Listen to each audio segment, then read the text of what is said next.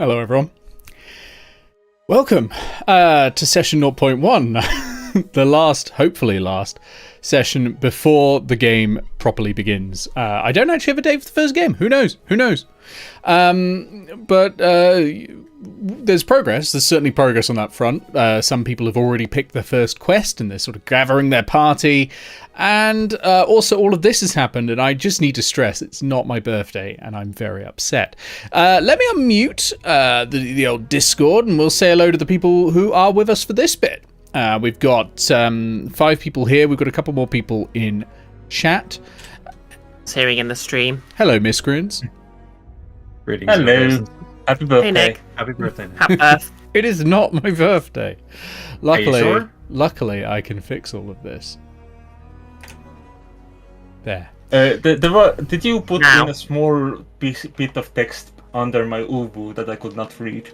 I said, I can see all of this, and I hate you. is what I wrote on there. Because my ubu was right over it, I was like, I can see this animated? What? Right, as is tradition, roll initiative, please. With 3 to 6? That's strange.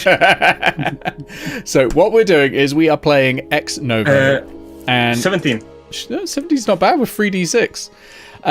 Ex Novo is a game by Shark Bomb Studios. That's it. I can read. By Shark Bomb Studios, and it's a city builder. Over time, you gradually, collaboratively build a town or a city, or in this case, the starting village of Nordmark. We are going to be building Airedale. It already has a name. It was picked on stream by Iris.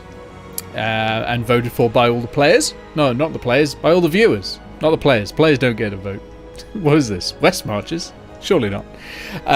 So, we'll sort of jump in pretty quick and I'll sort of explain the rules as we go along, because it's not particularly heavy on the rules. It's split into 4 phases and I'll explain each phase as we go. Basically.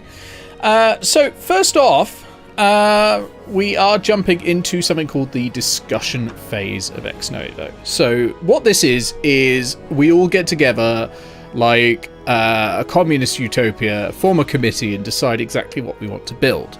Tough fucking luck. I've decided all of this for you. Because we have some restrictions here. Like, Ex Novo is under the assumption that you're going to build a town that you later take away and do something. You're not fitting it into something existing. In this case, we are. So, setting assumptions, we're in roughly equivalent medieval fantasy, right? Boring Western medieval fantasy. That's where we are. Location-wise, we're sort of in mid to southern Germany. No, probably mid to northern Germany, actually. Reasonably cold, not too cold. Surrounded by forests, that sort of thing. And we're good. That's, yeah, Skyrim. Well, not quite. Skyrim's further north. There are some areas that will look a bit Skyrim-y, actually, that are further north. Particularly up in the real northern points. Like, anyone who's seen the actual world map when I was building it, I did put a couple of pictures on Twitter before I then covered it up, will note that it is a very, very, very close rip-off of the actual coastline of Northern Europe. So there are definitely some Skyrim bits up there. Right, so yeah, that's our setting assumptions. Then we go on to game expectations. What do we want from this? Do we want something goofy and silly? No, fuck no. I've got to run this as a town. We are going to make something that is the backdrop of our combined story. So that's the game expectations sorted. Target size.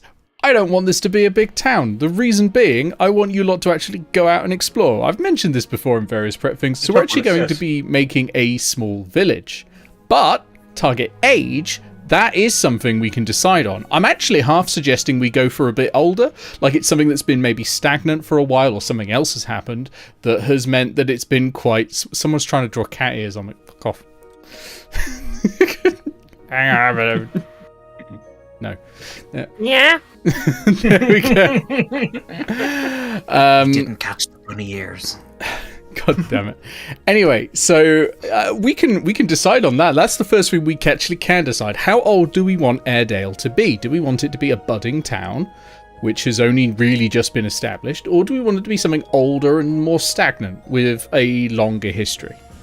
How are we all feeling? I like the idea that it used to be maybe a larger settlement, but it's just sort of fallen into ruin. I like that. Yeah. Yeah, it could be from the Imperial days originally, and then just fallen more and more stagnant. I like that. That sounds good to me. Yeah, we can do something like that. So in that case, so you don't roll for age on this one. You do pick one. After we get out of like phase 1, we start rolling on everything. So target age, we have to pick one from the scale age table. Let me scroll down and find that. Okay, so size we're doing village.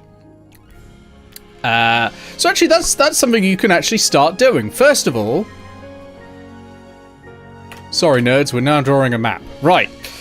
I need you collaboratively to split the map, and the map here is the green square, so if you can't see a green square, zoom out. Split the map with 5 lines, and someone set aside 3 citizen tokens. Someone can just keep track of who's got the citizen tokens. You can use... I have drawn a line. Excellent. I don't see anything green. If you can't see it, zoom out. I have been zooming out.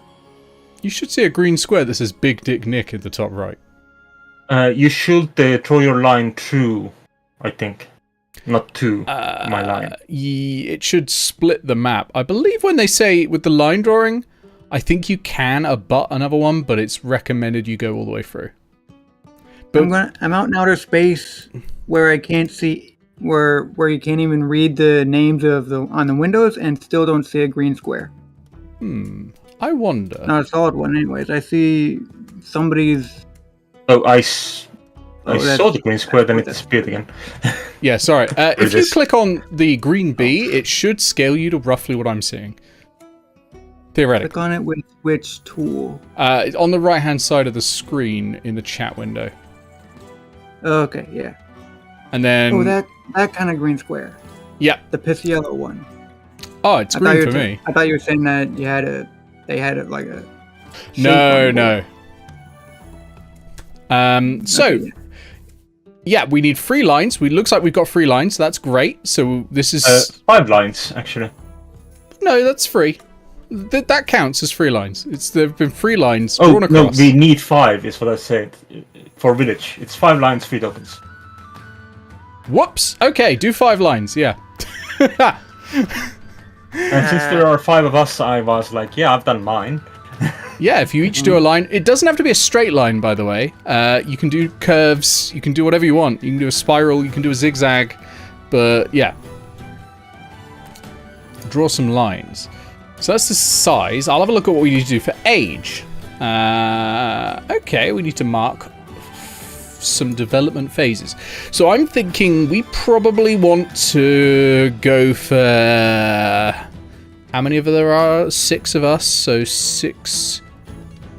We probably want to go for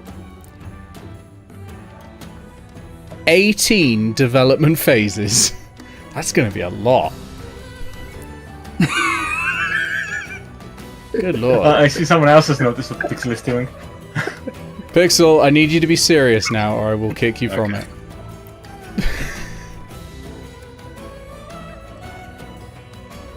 I do appreciate the meme, though. I feel like we currently have the map the wrong way around, because the zigzaggy line would be excellent for the river. It could be. It doesn't have to be, though. Yeah, it could be. Yeah. And remember, the world map itself is sort of an approximation. Have you ever seen like some of the earliest maps of Europe? They are amazing. Britain is a square, which I guess it makes sense. It is a square. It's full of squares. No, I mean, if you look at, like, if you think about it, how do you measure and draw a coastline accurately from a boat, right? Because you don't know how fast you're going. So how do you know the sizes? I have no idea how they did it in the old... Well, presumably the stars, but that must be really difficult. Yeah. So, yeah, the world map is an approximation. Here is going to be a little bit more accurate. So the river can be different to what it looks like on the world map here. Anyway, so that's that size. Age, yeah, we're going to go for 18 development phases. So just south of the green box, can someone draw 18 open squares, please? And just sort of like in a line or linking as 2 lines or whatever looks best. Imagine them as like a flow chart that we're going, a linear one, but a flow chart. And that will just be, this is our history. We've ticked this one off, we ticked this one off, we ticked this one off, etc. Pixel, have you done your line? Yep. I can only see 4 lines currently. Who's not done a line? Do you remember? Oh, it's probably Brie. Brie's off baking. I'll do a line for Brie. Sorry, that's not what I meant. That sounds like something you would say at a Coke party. I'm gonna do. There you go. Ah, Christ. Yep, it does that on occasion. Yeah. Whoops. Goodbye, happy birthday. Hang on. Goodbye, chili bean. I'm gonna try that again. There we go. Also, I'm gonna make that a bit smaller because I wasn't expecting it to be that size either. Probably should have made the undo client side. Yeah, they should have, shouldn't they? If this doesn't work, we can migrate it over to a Legend Keeper board or something like that. But I thought the Legend Keeper board's drawing tools would be worse. It's not the worst, in fairness, what we have here. It's just the fact that it decides to redraw everything whenever we have to undo is impressive. Yeah, it is pretty impressive. All right, here we go. So that's scale. That's age, and we are good to go. Geography, theoretically. Onto our founding phase, the major geography. So I'm gonna open up the geography. Right. So in this one, we've got a choice between really only 2 options: Riverland and Valley. Nothing else really fits. So I'm going to. I'll roll on this one just because I may as well. Okay, it is a number 1, which will be Riverland because that's the one I said first. So excellent. Draw a wide meandering river crossing the map. I'm going to use the big line I drew, and that can be a wide meandering river suddenly. So I'm going to use. So no extra line, just one we already have. You don't have to, but I'm going to use it. I would Also, have been thanks happy to for draw sorting out my line. Sorry. That's no problem. Yeah, I thought because Pixel was drawing an extra line that that you had already done your line. But Happy Birthday was non-canon. Okay, but the I edge could of the actually draw a drawing line tool instead. is annoying me Sort of just enough that maybe should we take this to Legend Keeper? might be a good idea. Okay, let's try Legend Keeper because Legend Keeper is what we usually work with anyway. Yeah, I'll grab us open a new board. Yeah, just to make one as an under for Airedale, I guess. Yep, there's one under Airedale called board. Okay, and we can actually see some things instead. Right, I will just sort out the stream while you lot create some stuff. If I create a rectangle, which will be what I can see, we draw within there, then we'll You're way below me. Right. Okay. Okay, let's sort that out. Okay, Right. where am I looking for this board? It's under Airedale, Oh. so Nordmark, World Map, Airedale board. Oh yeah, I see it. And let me change the window capture over, because fucking hell, that didn't work, did it? Have done a line. Sorry, I can't help myself every time someone says that. Oh, that was a good line.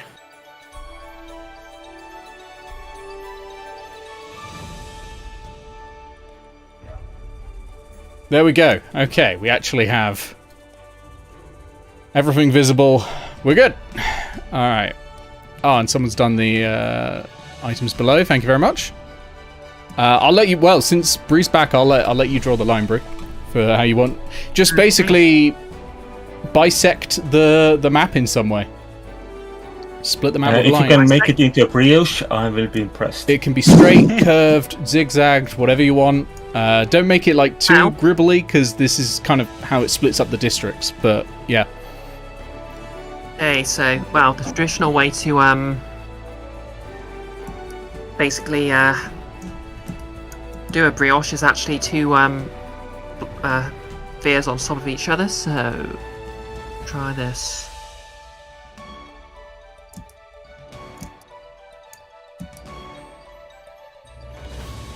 Oh, okay. Put that in the wrong place entirely. Yeah. Zoom out a little so I can see. Okay, to fit. Let's try that again. And everyone In else draw fairness, your though- lines at the same time if you want. Like, you don't have to. You don't have to wait unless you want to see what someone else has drawn first. Are we trying to replicate it, or are you doing? Just do whatever you want. It doesn't matter at this point because we've not put down any districts or anything like that. Straight lines are more tough with this one because using the arrow tool is a no-go because it will just try to move the rectangle. There is a line tool. There's an arrow tool. I don't really know. If you try to use the arrow tool with the square, it will grab the square. Select the square on your toolboard. You will find that line is in. Oh, I see. And then that one does not just try to pick the square instead. That's already there. These are going to be some interesting districts. Ooh. So there's 1, 2, 3, 4. Right, one left. I like that it's just 5. sticking out that says Happy Birthday, Nick. You know, it's the Sonic the Hedgehog loop district. Unfortunately, that district is... The entire point of this campaign is we want to escape from the city. Well, we like- don't need to escape, it's just that we don't have to be here all the time. I'm one happy birthday away from just killing the party. Only will it God work will in survive. Will it work in reverse? Like, you know, you just do the whole go at the end of Indiana Jones and the Last Crusade thing, where you just age into a skeleton from all those birthdays. God damn it. Yeah, I do feel like I'm aging, yeah. Imagine growing older. Ugh. Mortals. We wanted a river as well, right? Yep. I mean, one of you can feel free to draw a river through if you want. I don't think there's any way to like change the color of the pen. Oh, there is. Yeah. You click on the little circle next to the rubbish bin. Ah.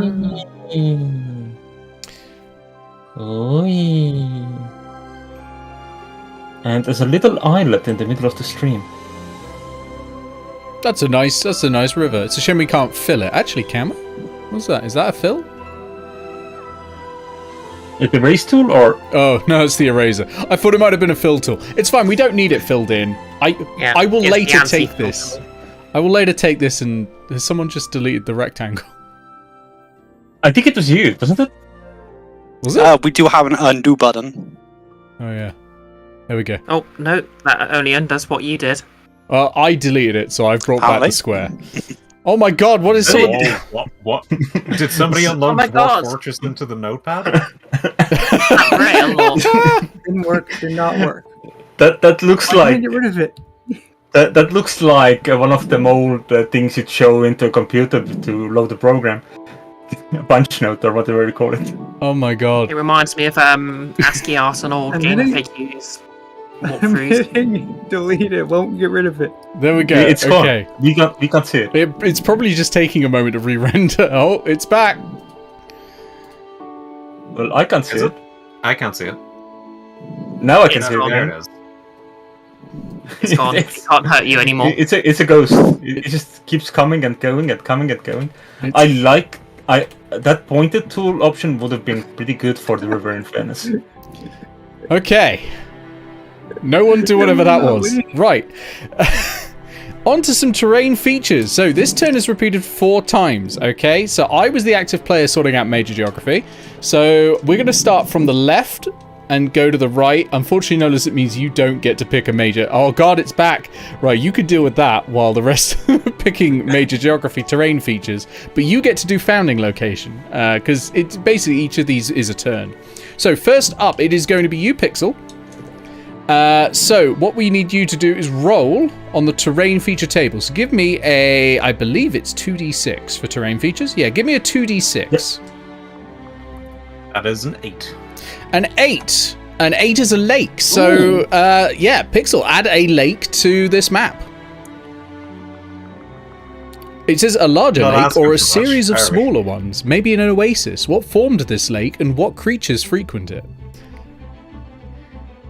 One of the creatures that frequents it is a turtle fisherman. Absolutely a turtle. A woonin?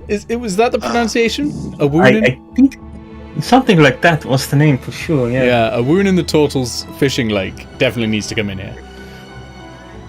So while you're drawing a lake, Andres, you're next on the sort of list I've got here next to my face. Mm-hmm. So you do 2d12 and tell me what you get. 2d12. That's 2d6, not 2d12. 2d6. 5. I've got some 5. hills. Hills, yeah, we could put some hills in. So one big hill or an area of rocky or rolling hills. What hides among the grasses and trees here? Yeah, do I assign an entire district to it, or do I just put some hills down? You just put some down. You just put them wherever it makes sense. We don't do districts until we've got the terrain features down, basically. Basically, do a simple shape that makes it, yeah. Pixel, I wouldn't bother trying to fill this in. I think that's gonna crash everything. But Oh dear. Now, don't interfere with the artist. He knows what he's doing. I mean, you can give it a go if you want. You know, I really don't. But Okay, so I got some hills here. okay, so next up, it is Bree. Give me 2d6, please. Alrighty. That's 6. Okay, 6 is woodland, an area of forest, maybe rainforest or grasses as tall as a man. What grows in the shadow of these trees? So add in some woodland somewhere. And Okay. Envis, you're the last one on the terrain features, so 2d6, please. 4. 4. Okay, roll again, because this is one thing that does not exist here, and that is mountains. Sudden lonely mountain in the middle of Airedale. 7. 7. But that's the one I withdrew. 7. River, a smaller branching river or a large meandering one. What travels on this river? So this is a smaller one than the main river. Maybe it's a branch of it, or maybe it's a different one that runs alongside or something like that. But yeah, add another river. You can probably just do this with a single line because it is going to be a smaller river. But yeah, just For example, draw it that on. could connect the lake and the bigger river. Or It could, or or it could just be continue through, or whatever. Or it could be completely separate an entity. Yep. In that You regard. can change the size of your brush and the like color thing if you don't want it to be like too thin. Nice. I keep seeing a Oh, right, there is a size tool as well. I keep seeing a sticky note appearing on the right, and it's terrifying me every time. Okay, It's a cat. Nolas, it's your turn. Founding location. We have the surroundings. Let's find out what about this place was special enough to found a settlement here. Like, why did anyone get here and go, well, let's build a town? So, we need to roll on the purpose location table and draw a related resource to this. So, I will get the purpose location table up, and I'm going to need 2d6 from you, Nolas. Okay, 2d6. That's a 4 and a 6, so a 10. A 10. Okay, it's a strategic location. So perhaps this is a land bridge, a hill with a great view, a mountain pass. It's probably none of those. But what makes this place important? What gives this place a sort of strategic edge over everything? What do you think might do that?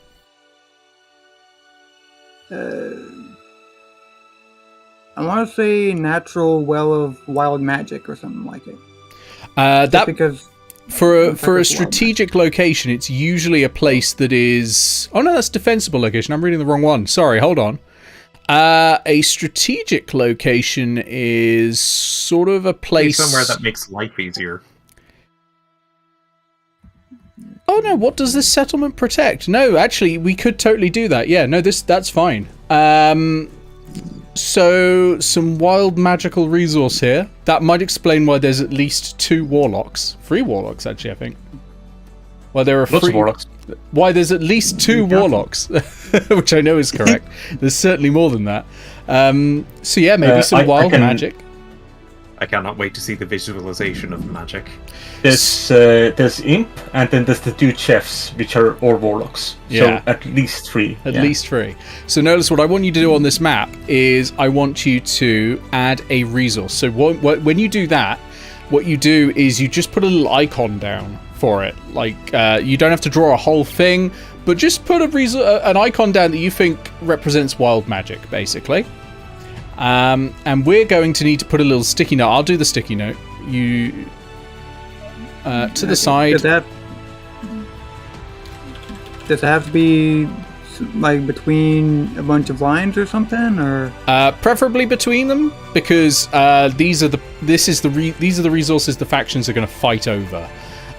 So if they're in one district, which is sort of in between the lines, that's even better. So I'm tempted to put it in the hills over here. Okay. Like these are hills, right? Yep, those are hills. You Yes, can put them those are up hills. there. You can put them up there. Absolutely. Okay, so let me see. How do you? Other hills because it's the magic. Yeah. How do you Well, Yeah. do? And it's actually non-binary hills. There's magic in them there. How do you change the brush color Yes, or Bree. the pen color? The pen color. So down next to the bin icon, there's that circle. If you click the circle, that'll give you a load of options for both color, stroke, and size. Oh, and fill, apparently. I don't know Color, if fill stroke, and works size, with. eh? I'm uncertain if fill works with drawing pen there. Oh yeah, no, it doesn't. It's disabled when you select a drawing pen. Yeah, no, fair enough. Let's see. So yeah, I guess Flip, kind of a not allowed to draw. cave You got a in brie out of there. goggles. Let's see how. There's no like red or pink or whatever. I don't even. There's a know red. what it is. There's a purple. It's just your basic magic crystals. Magic is stored in the crystals, and they mine them, I suppose. At least Okay. they used to. It's been a while since 10% on here. Yep, that's good. I mean, we literally only need an icon for them. We don't want to draw the actual crystals, or we'll be there forever. Yeah. Yeah, I was just. kind of like, you know, putting- if it was strategic fields, we'd just put a single like wheat stem or whatever. Right. We've got the founding location. Now, over to me again with the settlement decision. So this tells us who initiated the founding of the settlement. So I'll do that. So I need to go on the purpose decision table and I draw the first settlement. Wow, okay. What we got then? 7 pioneers looking for opportunity, which does fit with Nordmark, to be honest. Yeah, uncertain future, promise of riches or cheap new land. What made the conditions in their home so bad that they set out? Well, it was the Empire. They're not great. Everyone was getting stolen from and killed.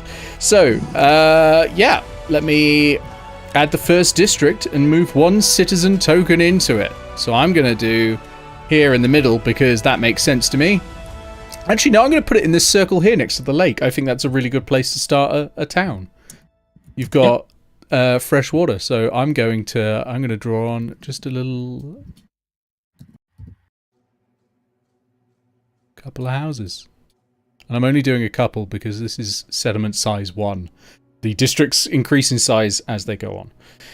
The previous time you did this, you numbered the districts. Do you want to do this time as well, or shall we just sort this out later? That might be a good idea. I think as we put stuff into the districts, let's number them. So we'll make this number 1.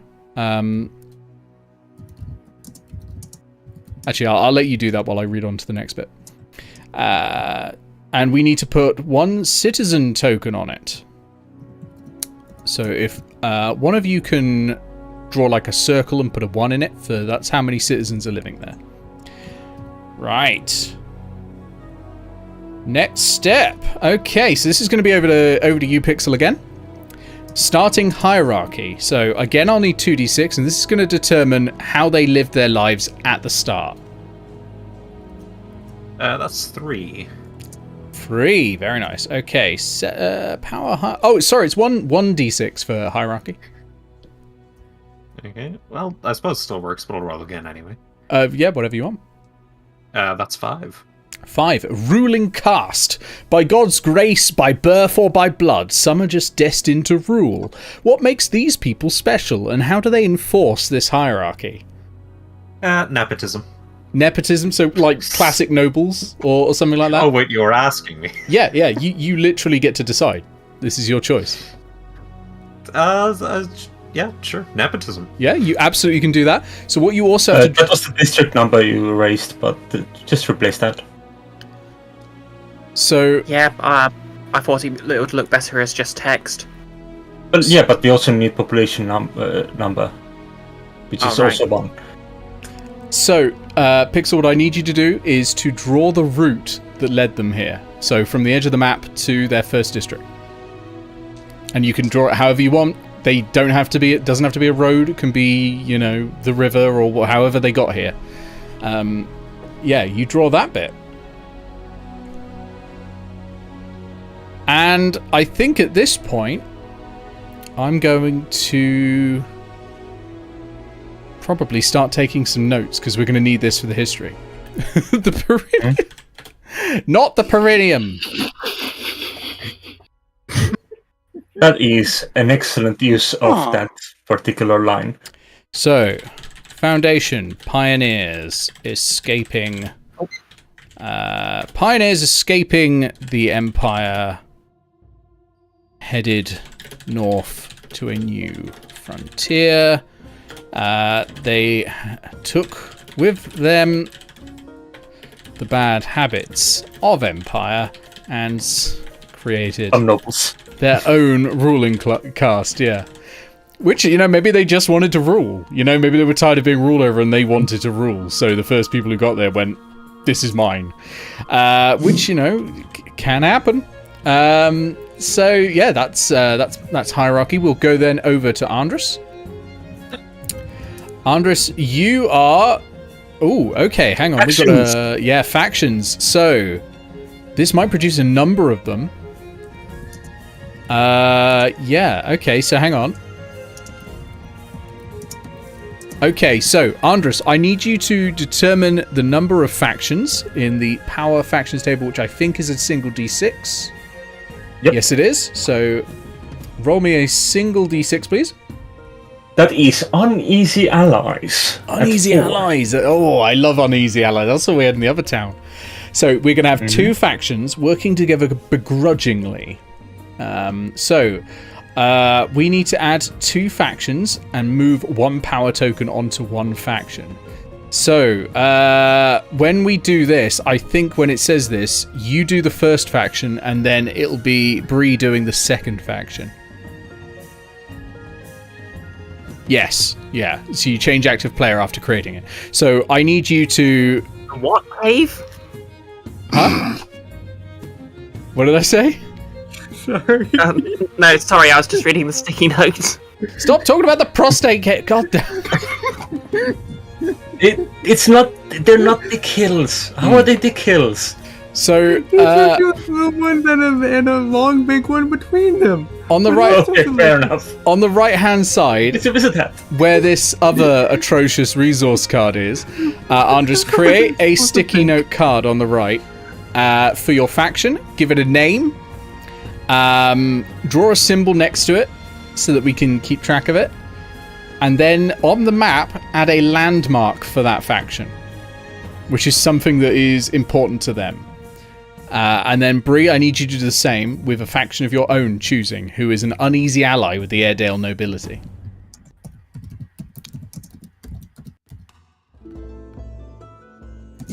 Oh, I can't make the Catboy Mafia, unfortunately, I don't think.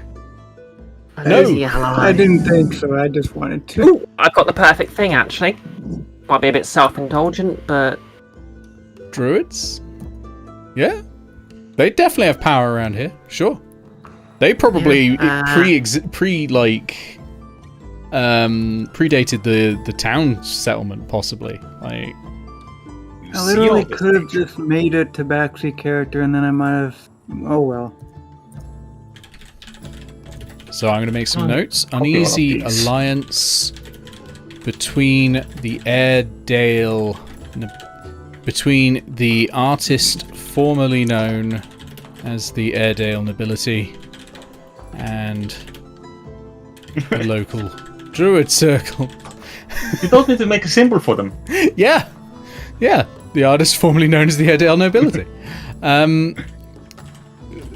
Between the Airedale nobility and the local druid circle. So that's our initial sort of power setup. Now, new factions can rise and fall as things go on as well. do I need to put the symbol of the druid circle somewhere, or? No, what I need you to do is put a landmark down for the faction. So this is something that's important to the druids, and put it on the map where you think that would be. What's your landmark, Andres? I think they would indeed claim the settlement themselves itself. Well, a landmark's an individual building, not a... Oh. Yeah. In that case, maybe... Well, it doesn't have to be a building. An individual item. I forget, how do Tabaxi work on Aetos? They are cowboys. I thought so, they're Texans. Yep. Well, cat boys, technically. They are. So the druids And there are landmarks. guns in That's a great Aetos, tree. so you can be the rich tax. A great tree works. I like that. So the druid landmark is a great tree, and I'll put that note down. No, a dirty great tree. Sorry. It's got a very interesting texture to the leaves. Dirty girt tree. Right, dirty great tree. I think the nobility might go claim a city hall in that case. City Hall. City Hall sounds good. Yeah. It can be whatever sort of like would be most important to them. It could be literally their house.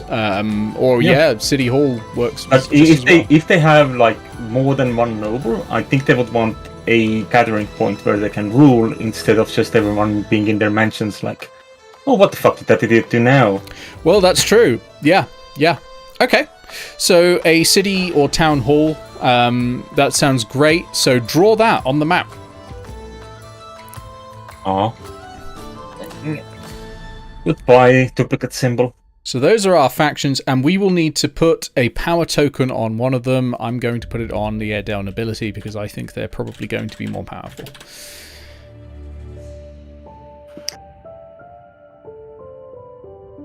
Because they are going to be the faction that is initially in power in the city. I say city, this is definitely a village.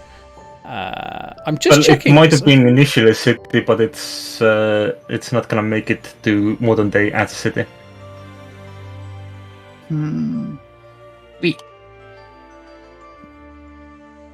I guess it would make the most sense if they're in the forest, huh?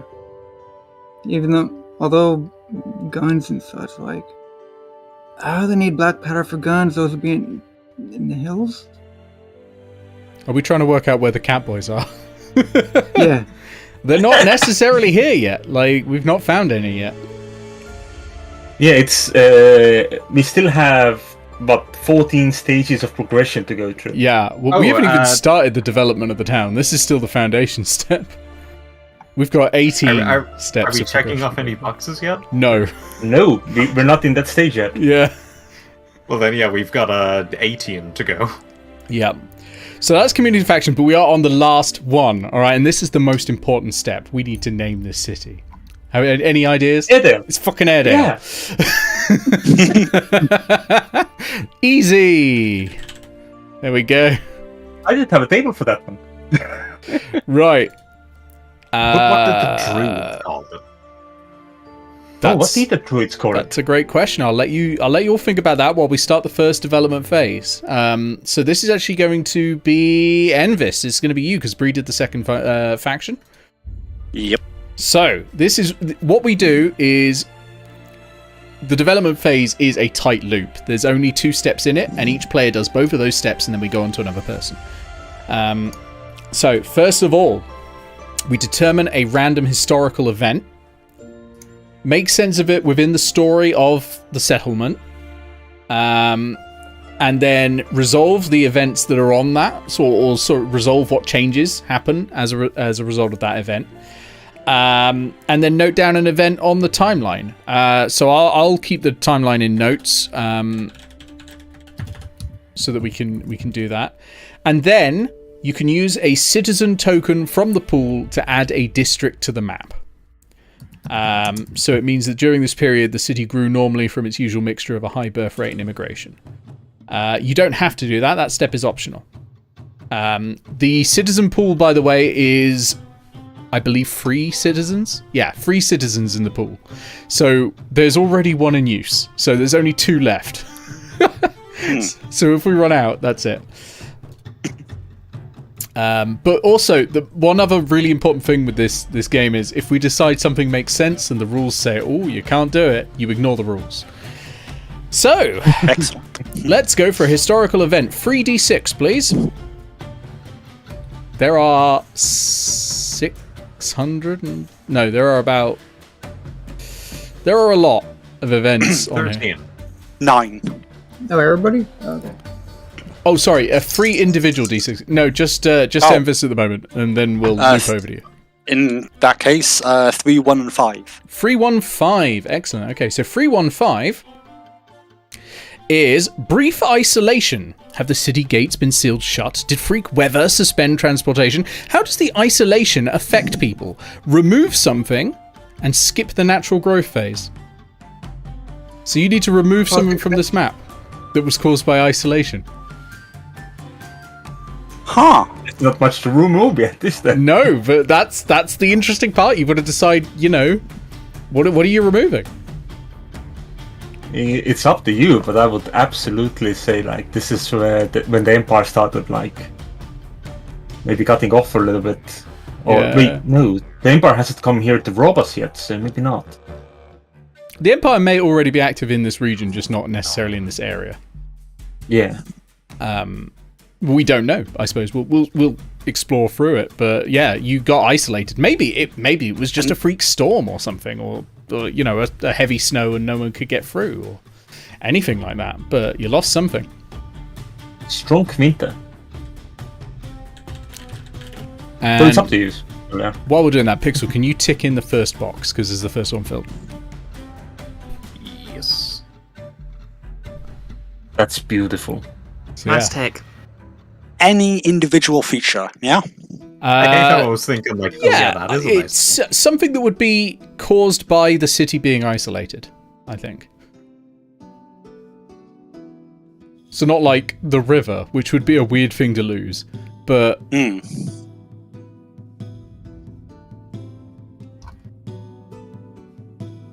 if this doesn't work, we can re-roll. If you can't think of anything, we can re-roll, because it is a tricky one to decide straight away. Yeah, immediately off the bat. I mean, the things that immediately come to mind as making sense, because, getting rid of this terrain doesn't really make sense, would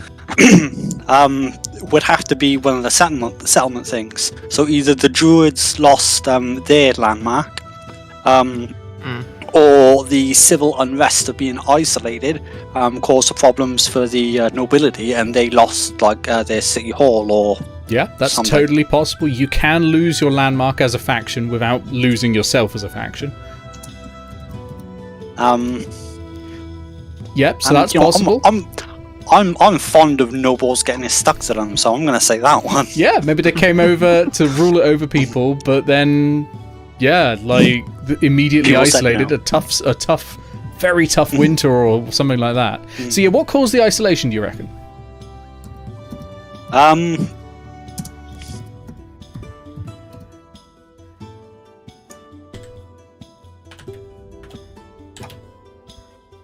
I want to say a storm cut off various supply lines, like the river became impassable, and roads became generally more difficult to travel over long distances. Okay. So a storm made the river impassable and the roads were difficult to travel. over. So I imagine like fully frozen river and like a meter of snow everywhere at least. Or it could be like a swollen river that's bursting its banks or something like that. That's what I was thinking. Like the like entire like a area becomes like rainstorm. marshland. Yeah, and it's all mud and there's like landslides going on, that sort of thing. So it could be that the winter itself was fine, but that when it started melting. Oh, it doesn't have to have been a winter. Winter at all, yeah. So, so during this time, during this period of isolation, civil unrest burnt down the noble city centre. Noble city hall, even.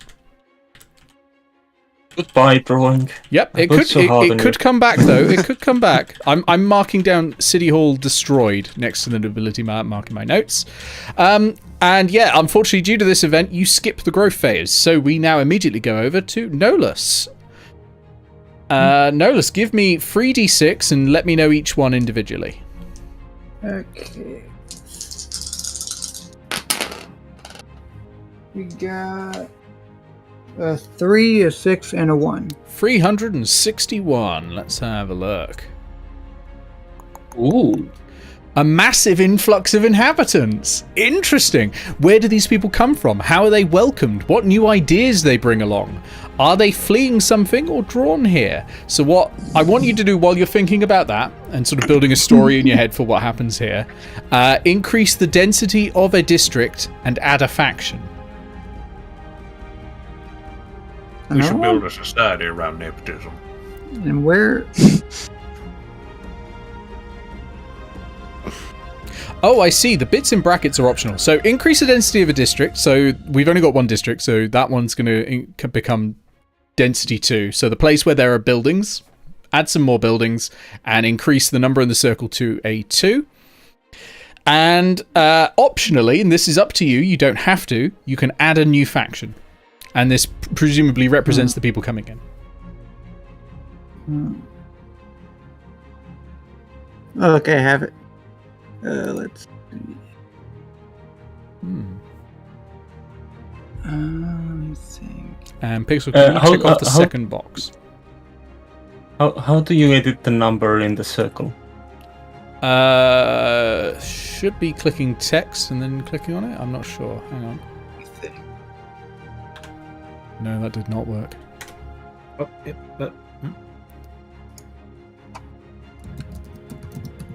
For a second, it was a 2. There was a 2 on top of it, was the issue.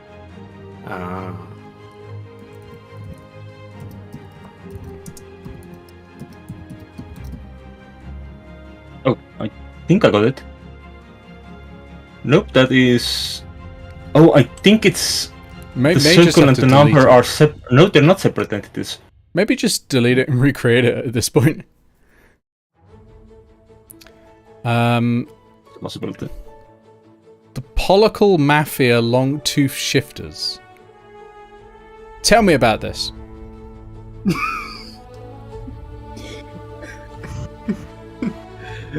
I mean, it's a mafia. I guess they were attracted by the fact that the city and whatever was getting larger. You've explained one word. Explain the other 3 as well. Didn't think we'd ask about that, did you? Like, of all these 3 words, I've got to admit Mafia is the one I already had a good handle on. Longtooth shifters are people who are descended from werewolves. Okay. They are not in this game, I'm afraid. Aww. Okay, scratch it. I gotta start over. You could have this as the Tabaxi coming in, though, if you wanted Tabaxi so much. Like, they're in the game. Sure. Like, they could definitely arrive. Yeah, sure. I'll just go with the Jellicle Posse. The Cavity Mafia. I have Exactly. I have so many worries. Oh no. The nightmare. My of the backup dwarf. character would take so long to pick a name and theme for. Damn. That's half the fun. You mean you don't name your characters random syllables in a row and then just call them by their first syllable? Okay, so Or just make a tiefling and pick a funny virtue name. you've increased the density. Yeah. So, where do Just the these people Jokel come Posse from? Came in or something. Where did Tabaxi come from in Aetos? Anywhere. Where did these ones come from? I'm not sure what the options are. Just sort of give the me a rough forest, I description of an suppose, it area. seems- Forest, yeah. Okay, so it could be Perister, which is in the sort of Southern Empire. If they were coming from there, could well have. Sure. Okay. And how are they welcomed by the existing inhabitants?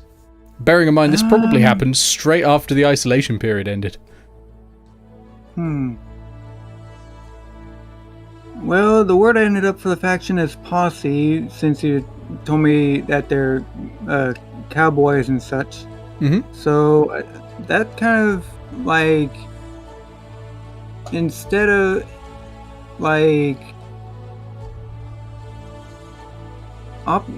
basically the opposite of a mafia, kind of assumes that they're on the side of the law. So Okay, I suppose they were hired as like the town guard or such like. Sure. How did the people feel about them? Martial group. Would be the Empire starting I'm a not sure, takeover. was the Mercenaries, population perhaps? already? Well, do we know what the population was like? No, you get to make this up. You basically, you can go, they liked him, they welcomed him in, or, they were reserved because Yeah. new outsiders, or, however you feel. I mean, I think the population is pretty diverse as we have it just from our player characters already. So, I imagine they're just like an addition to the mix. Well, this is And- well before your characters have arrived, so this is Yeah. probably about 1,000 years before. So they could have become diverse much later on. It could have just started with Oh, 15 1,000, people from yeah. one place, yeah. But yeah, if you want them to be, welcomed in as extra faces, that's fine. Maybe they brought some extra food, because if this place has been isolated, they might not have enough food, regardless of how well stocked the lake is and that sort of thing. Maybe they brought food, and it was like, yeah, great, because this is our first contact since the roads were overflown and that sort of thing. So welcomed by the inhabitants. What new ideas do they bring along? Presumably something related to being cowboys. Maybe they brought some expertise in animal herding and handling or something like that. Or what are you thinking? How old are firearms? I suppose it wouldn't be that. No, Tabaxi don't use guns, I'm afraid. Oh, I thought you said that they did. Okay. No. Well, Unless there's an artificer, in which case they might, but that's about it. actually, no. Forest one makes sense for cows, so they must come from more of a plains, I suppose. That's true. Yeah, they could have come from plains. There are plains in Perister as well, but that's probably not too critical. We can flesh that bit out a bit later if you want. They could have brought like cattle and such with them, I suppose. Yeah, And, absolutely. Like, no, New just livestock. that if they weren't already as common at the time. Yeah, Hills can also be acceptable for cattle. that's Oh, true. okay. Yeah. Yep. So Or they could keep sheep instead. that's true. The last question: are they fleeing something, or were they drawn here by something? So maybe they were. They could. I guess they could have been drawn to that. That wild magic, or they could have been fleeing something in the Empire. Either's Fleeing quite fleas. possible, or anything else. Could have been fleeing a dragon. I don't know. Is there a Tabaxi specific religion in Aetos? No, the religion's sort of open to everyone. Yeah. They don't have any one particular. Yeah. Kind of just depends on what you're doing. I guess if you're roaming the plains a lot, you might come across a bit more with Petrichor, but it's not guaranteed. Yeah. It's like there's I don't know.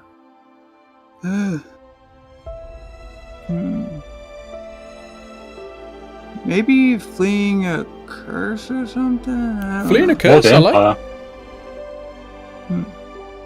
Let's go with fleeing a curse, and we can flesh this out. We don't have to have anything perfect right now. So let's put fleeing a curse. All right, last thing then. You have decided to add a faction, and you are going to need to draw their landmark. What is their special place, basically? And draw that somewhere on the map. And I will add the faction. They don't get a power token yet, though, because you only get that if you gain power, and they have not got that yet. I will say, unfortunately, we probably can't, name it literally the Jellicle Posse, because I think Jellicle is, directly tied to Cats the Musical. Good point. Oh, I will probably rename half the stuff that comes on here. Don't worry, write whatever you want at the moment. I was thinking a sort of communal tower, but You could do a given the ranch. previous point, I suppose I can't call it the Heaviside Tower either. Yeah, I don't want the game to be It's full of switched into references. the Try and avoid Okay, any yeah. references if possible. Yeah, I do like the idea of them having a tower though, just as cats liking vantage points. That makes sense. So kind of That's kind probably of why big the garden- communal cat tower. Okay. Of a like building / settlement, I suppose. Okay, so you start drawing that, and we will then go over... Oh, no, there's one more thing, sorry for you. And that is, if you want, you can embody this growth by adding an additional district to the town. So this is where the town has spread to as it's growing, basically. Mm-hmm. So with any of these regions, you can add some houses, and this is where it's sort of spreading to. Okay, I guess in the same quadrant where the faction logo thingy ended up. So I guess it kind of spread here, in this direction. Sure. What's the faction logo? Just a cat. Just basically just a cat's head, I suppose. Can you delete that and then draw some houses around there, and we'll put a population 1 thing on there and put a number on there for district 2. That looks good. Okay, then we go over to me. I do the next one.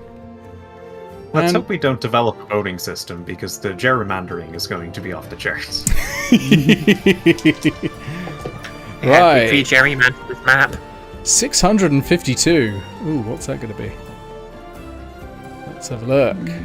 652. A predator appears. A new beast stalks the wilderness. Does it hunt men, or does it prefer the taste of goat? What attracted it to this place in particular? Remove something. Okay. So perhaps with the influx of new people, something followed them here. I think... Something from the curse, perhaps.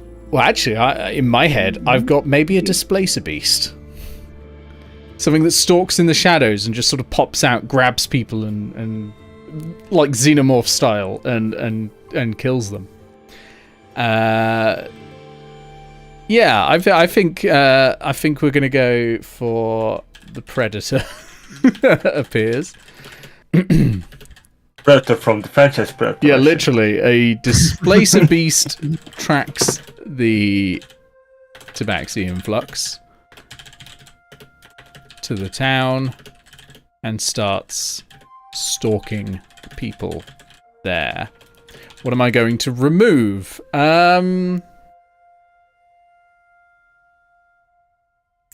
I think it is going to... But that's optional, by the way, in case you don't want to remove anything yet. Yeah, do I want to...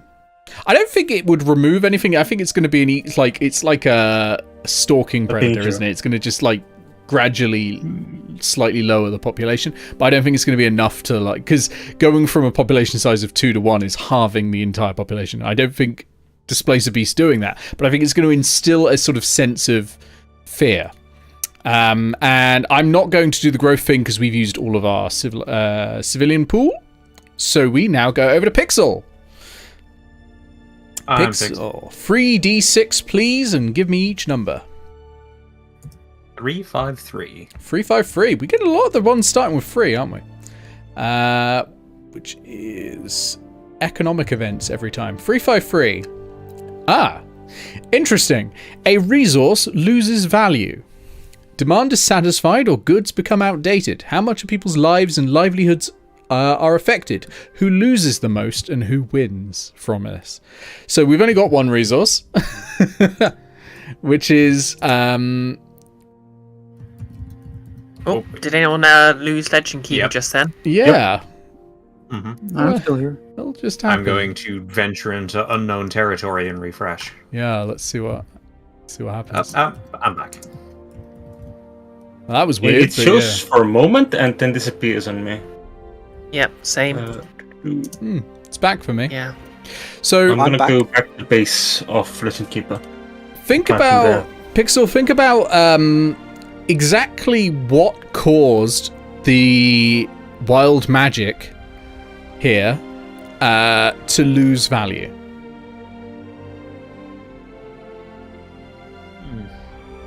Well, it could be that other well springs just started popping up around other places that were easier to reach. Yeah, that could be it. Okay, so a resource loses value. Oh, Fontaine's blessings on everyone but us. There are better veins of wild magic that are easier to get to. Trade dries up in Airedale. So you may optionally remove something, but you don't have to.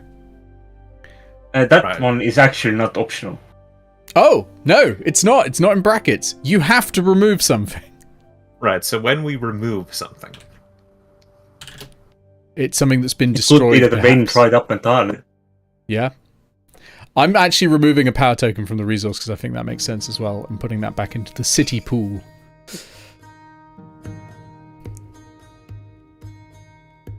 Would be... Why is it... Margaret Fnatcher closed the crystal mines. God damn it, Bree. Where? I put it in there, the chat, because I didn't want to say it seriously. Yeah, it doesn't have to be the resource getting removed, by the way. It can be something owned by someone else as a result of their lost wealth or whatever. Yeah, maybe some people are like moving away from the nobility town because okay, yeah, it's gonna dry up. You can depopulate them a little, yeah. Let's do that. Yeah, they can have a population as a punishment. Of District 1, which I'll later replace with the district's name once we name it. So trade dries up in Airedale and the population of District 1 falls. Very nice. I like that. Okay, Andres, over to you. That was stage 4 now, right? Yes, that was stage 4. Pasting in another one of Pixel's amazing text. Let's have a number not starting with 3 for once. Well, I have good news for you. 2. Ooh. 2. 222. So that's under politics. System of government is changed. So, I guess the nobility left down once business dried up. Maybe. Oh, Legend Keeper, what are you doing? Come on. That is very strange. Yeah. I wonder if it doesn't like how filled in the lake is. But then, I can remove the filling. Yeah, try that, and let's try removing some of the drawing bits we don't need. Looking at you, cat ears. Okay. Oh, the square went away. Who got the square? R.I.P. cat ears. Well, did I get the square? It wasn't me. Oh. On me? No. I guess this one isn't ideally meant for No. drawing. No, it's not. But we're doing our best. No, it's just not Quite loading the hard. port Okay, line now for it's me at all gone. now. Now the whole... I'm gone. Please tell me that we crashed Legend Keeper. Like just the entire site. It would be impressive if we had, wouldn't it? Okay, the board just won't load for me now. Entrax's best Same. map ever. Yeah. Hmm. You did quite well Yeah, up I until just that point. tried refreshing. It didn't do it. Do we go back to the previous platform and redo what we had done? I guess so, but ugh. Tape is entirely different though. Also, unless any of us have an eidetic memory. I mean, we But- did but have there's, We've there's some things written down. Yeah, I mean, we've literally been taking like 30 photos of it a second for the internet, you know? That is No, true. that's also I'm sorry. Yeah, but What I'm On the saying bright is... side, somebody, not me, gets to draw dick and balls again. I thought I'd put a nice little tall mountain in the middle of all those hills and one that was not rolling, but In unfortunately the middle of that was a both of them, mistake. yes. In the middle of two. Do we clear this map first? Or Yeah. I am Yeah. now under the hope that we haven't just broken, like, the Guild of Icons Legend Keeper. I think the other pages are accessible. It's The just other that one pages that are is working, yeah. There is actually, I'm just having a look, and there is literally a bug in Legend Keeper that's happening right now.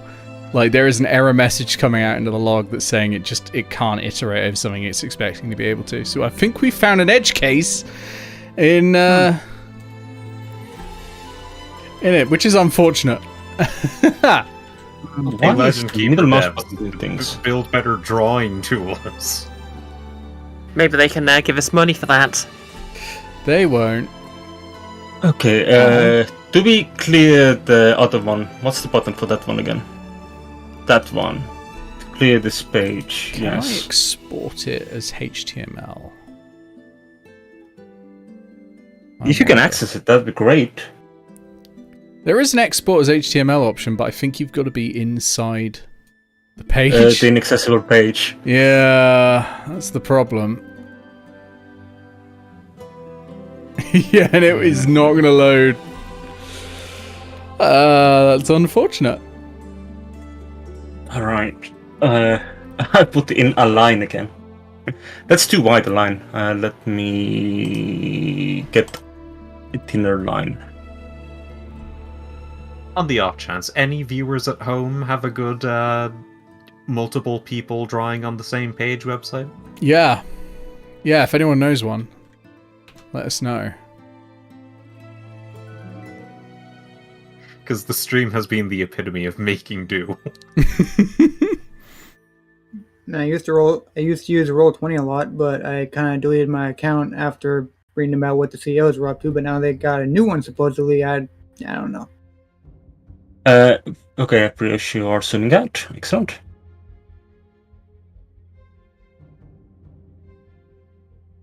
So we need 4 landmarks. I think we had a river, Let me just as window a capture bonus, today. a lake, hills, and forest.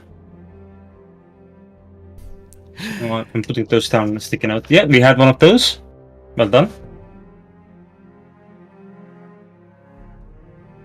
Whoever Rigo is, you should zoom out a little bit more. Nick, did you make your square wider? Hang on, let me... Did you? Was the question. You It just might made it have. wider. It's hard to tell.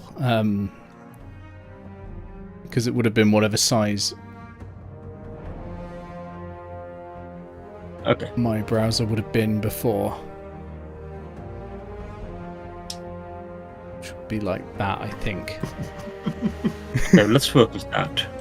Oh, what absolute I'll- abject chaos. Yeah, unfortunately, most collaborative drawing tools are assuming you want to make like a bar chart or a flow chart. And there's nothing else. Yep. Maybe this would be easier if just like Nick brought up well, not Photoshop or some sort of What like was just the tool MS you used Paint. last time? That was That is cool. Something that you no longer have to was yeah, that's Wonder Draft. Do you have that? Yeah. Can you screen share with us? Yes, but you won't be able to control it. Yes, that is Fine. unfortunate, but we can still give you the input. Yeah, that sounds like a good idea, actually. Let's do that. Let me just open up a new map. Let's do... Is that about right? That probably looks about right.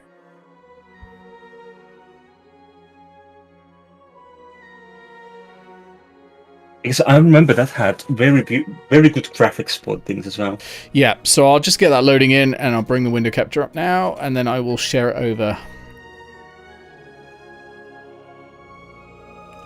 What was 2 to 2 anyway? Oh right, that was system of government is changed. Yeah. We'll get back to that once we can see what we're doing again.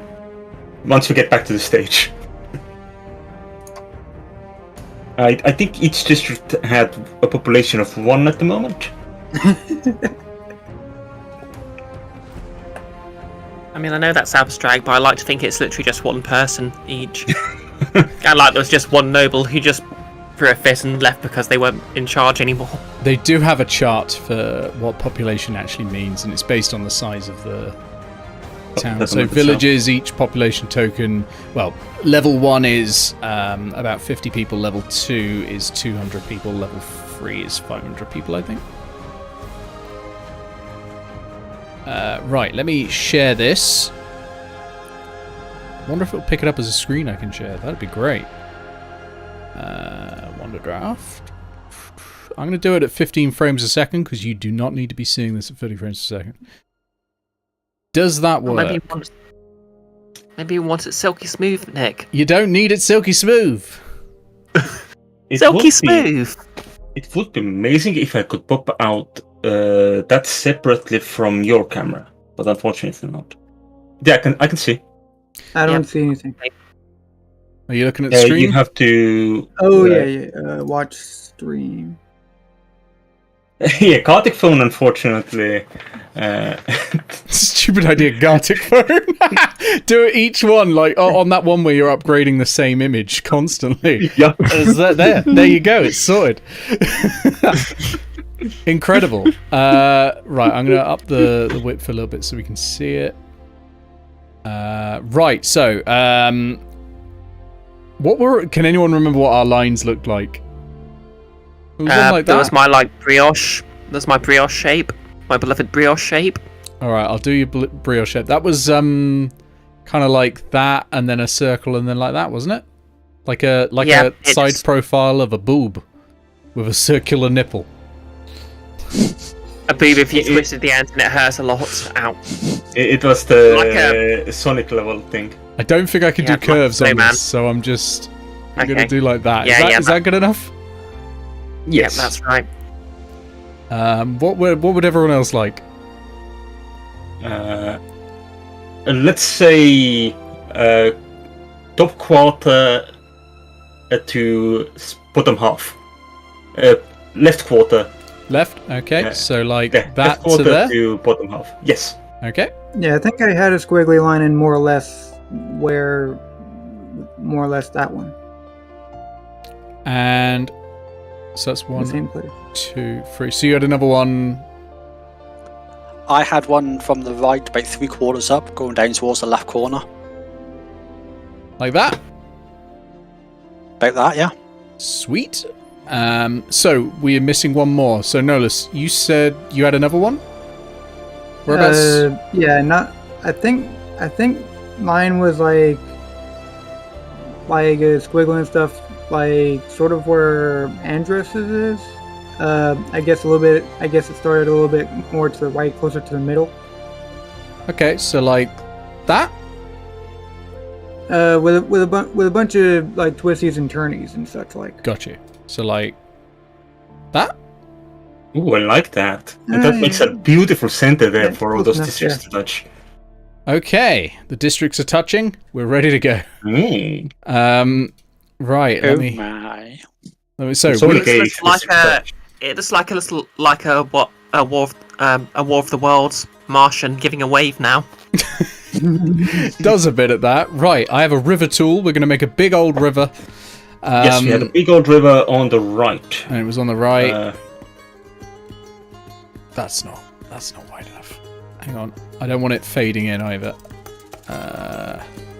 It's probably as wide as I can do a river. So instead, I will do water brush.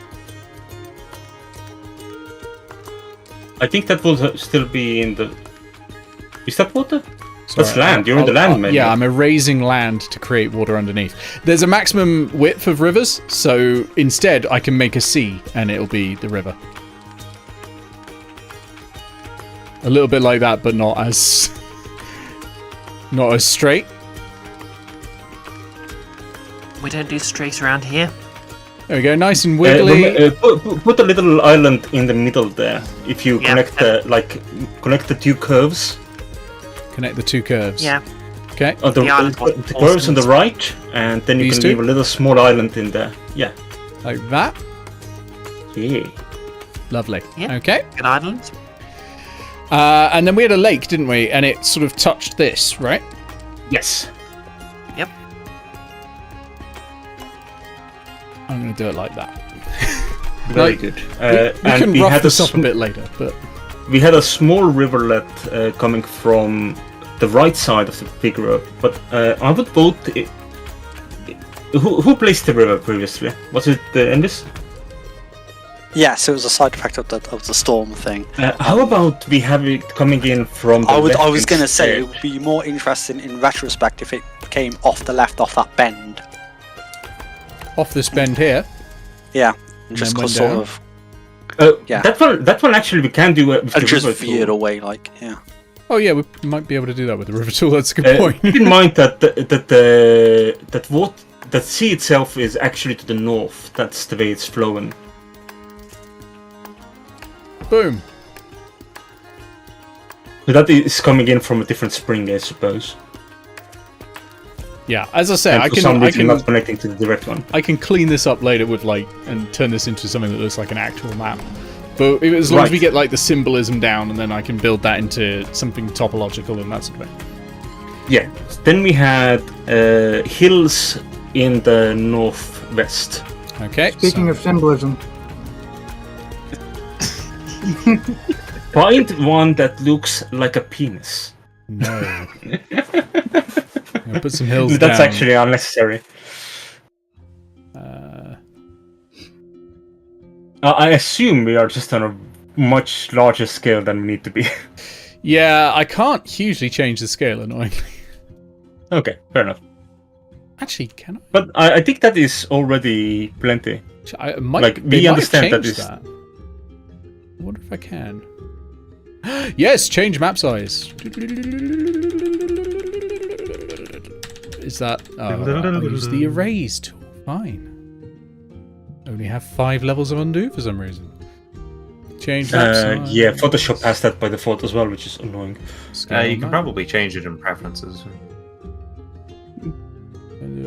108. Oh. Here's open. All right, there we go. So now the hills should be twice the size without needing to change anything. That looks a bit more realistic. Yeah, that's a good scale. And I'm just going to put a couple down because we will want to put things on it as well. So we also had over here the magic... The magic crystals, yes. Yeah, I have no idea if I've got a symbol that will look like magic crystals, but we'll see. Maybe Would in be mine. funny if it literally just said it turned out there was just like a magic crystal item. Yes, excellent. There you go, magic crystals. All right, it's just a symbol for it. Actually, why don't I just do symbols? I swear I had one for symbols. I wonder if there's like a fantasy. Playful town. That's because it's under label overlay. No, that's fuck it. We'll just do symbols.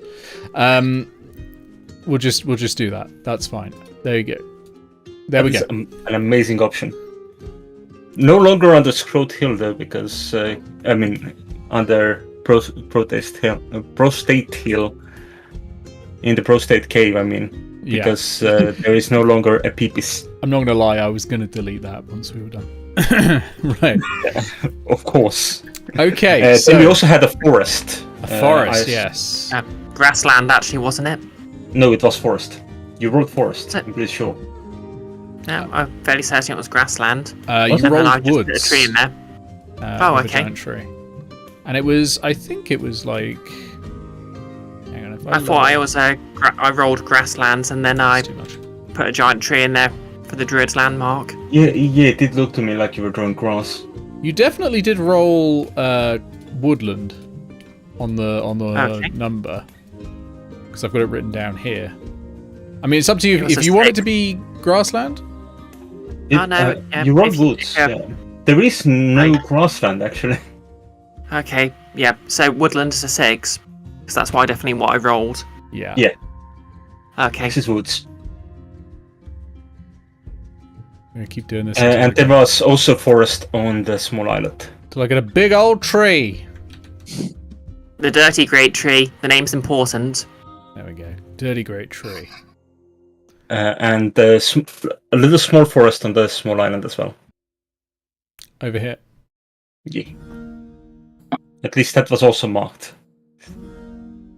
Yeah, it's more that I just put grass on the island to be funny, but yeah, I like the idea. It's got a little forest on it. That's fine by It's me. like a little Yeah. yeah, just like a little river delta forest. Okay. Well, it's not really a river delta, is it? And then we had a couple of little houses, didn't we? Yes. That looks to be approximately the red district. I think that was the one that we put them in. Yep. Just next to the lake. I think we had the thing split in 3 before. Okay. I think we put it in the That's lower fine. one as well, but it doesn't matter. Oh, I can move it if you want. I don't mind. Same vibes. It had more coastline, so this one actually works better, Okay. considering our current lake positioning. Alright. Then Nola spotted me. Okay, so That one that's is funny you own up to it. I should stop trolling though, for real. Sorry. that's the druids, the nobility. Oh, we've got the And, cat tabaxi. tower for the tabaxi. Well, there's a nice tower here. yeah, Don't make it that I imagine it would be the one that would be above the big square. They invented the high-rise condominium like way before its time. Above the big square. Above that one, the one that you were previously in. Oh, this one? Yeah, like one up from that. That is approximately Left? the distance. Oh, the tower was correct. No, I was talking about the region. I thought you meant symbol. Got you. So this Yeah. one here? Yeah. Yeah, this one would be approximately the same distance from the starting district as the previous one was. That sounds good. Or Uh, maybe oh, there's a smaller I need one to- next to it, but I mean it's really small for cramming stuff into. This one is fine. I need to delete that town. Let's put in some ruins.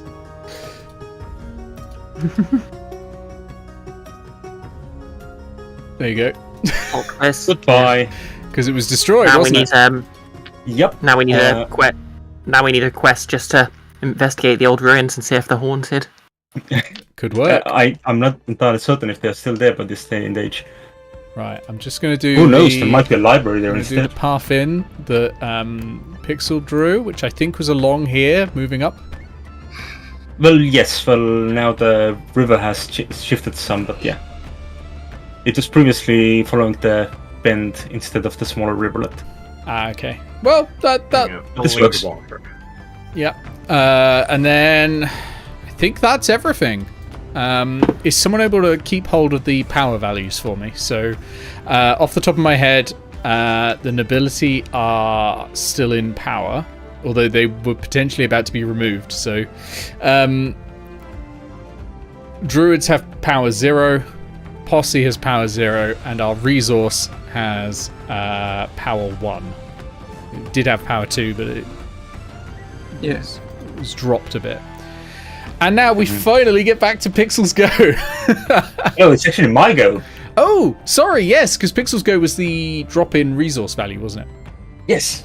Mine is system of government is changed. Yeah. Okay, so because of the smaller value in economy here, the nobles are just gonna be like, "Oh, fuck this shit, we're out." yeah, that sounds great to me. So that answers who caused this change. What's the new system? I guess it's a town council, like from the working class that was previously here. Okay, so the nobles abandon Airedale once money dried up, basically. So the remaining populace creates a town council. Yeah. Okay, so add or remove a faction. The nobility is going yonk. Nobility, rip. Okay. More like nobility. Putting the no in nobility. Yep. So their ruined tower is still there until it's destroyed properly, like until it's like raised and built over. So that, you know, could well be something that remains there for a long time. My green screen's completely fucking up. I guess I'll have to. I'll keep track of the stages now. So Yeah, that was thanks. stage 5. That's out, and we need 18 total. Yeah, that was stage 5 out of 18. I'm also numbering the stages as I'm going through the timeline as well. So, but Okay. yeah, Good. if we've got multiple people keeping track, then at least my brain doesn't have to succeed every time. Ignore that. Indeed. Boop. That's Wonderdraft just going, I've saved. It hasn't though. It I hasn't hope got a this file once name. again developing. Should say. I hope this once again developing town isn't bullied by, say, cats with a whole load of weapons.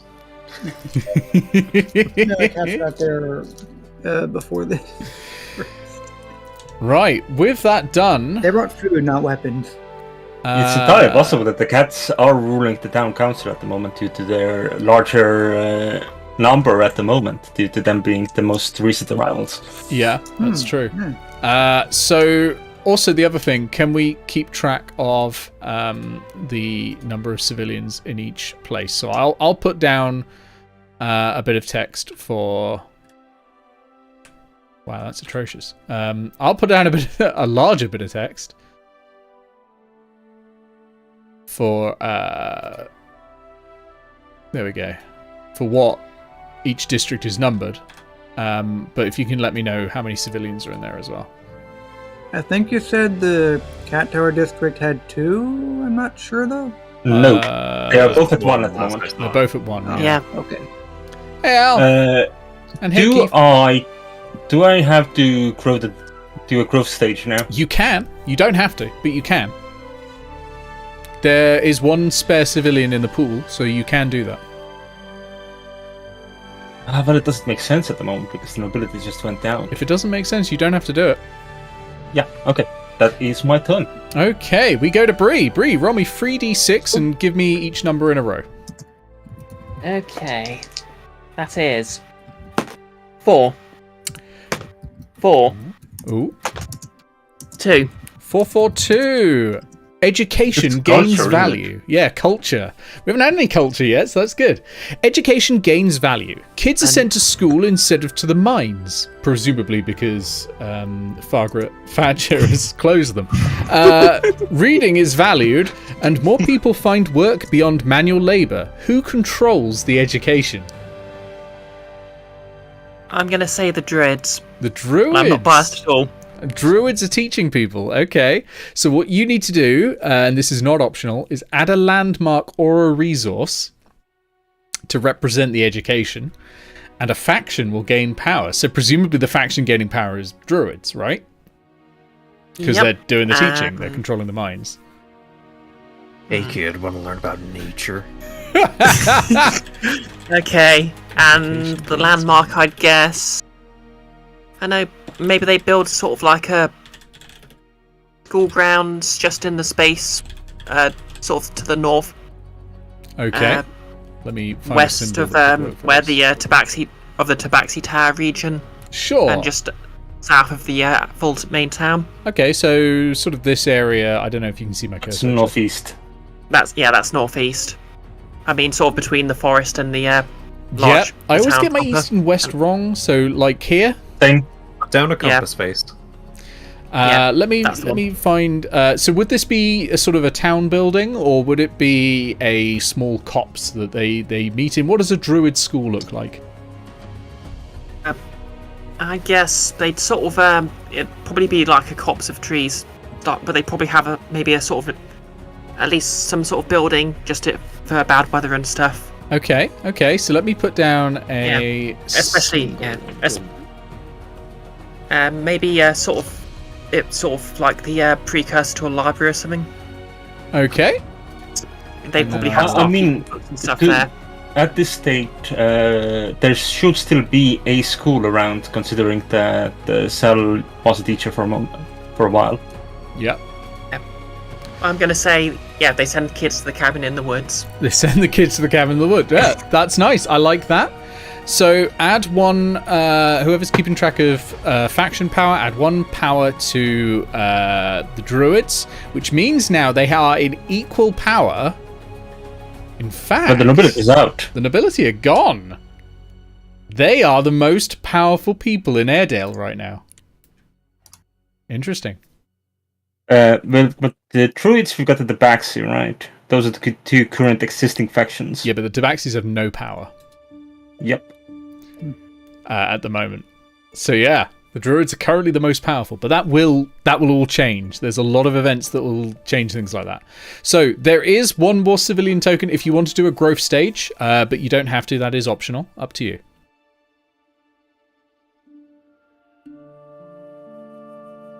No, I feel like education would sort of make the town stop because, well, you know, if the town's sort of got time to educate the kids, then obviously it must be doing quite well.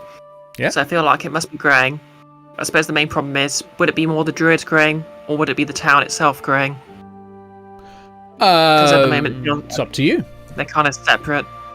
The druids are growing trees over the town. Well, the druid population could be growing as well. That's fine. That's what I was can do thinking. that. I am just going to put No, some I'd say buildings it's probably into the town. District 2 because I forgot that actually does have some inhabitants in it.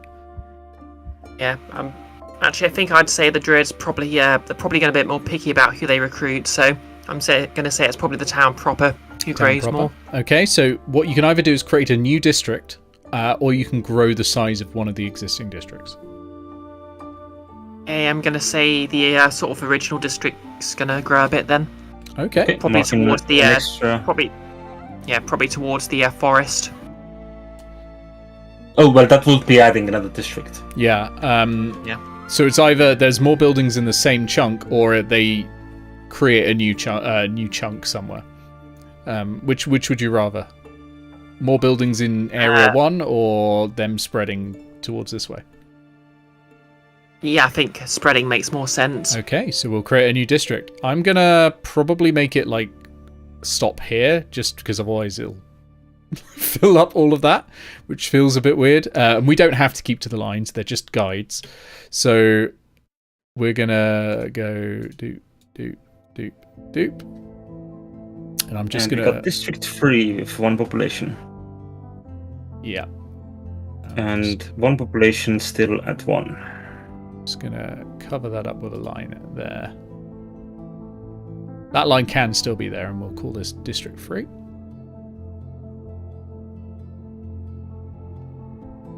Can you copy numbers, or do you have to make one every time? I have to make one every time, but it does keep the old settings, so I can just do T and then type a number.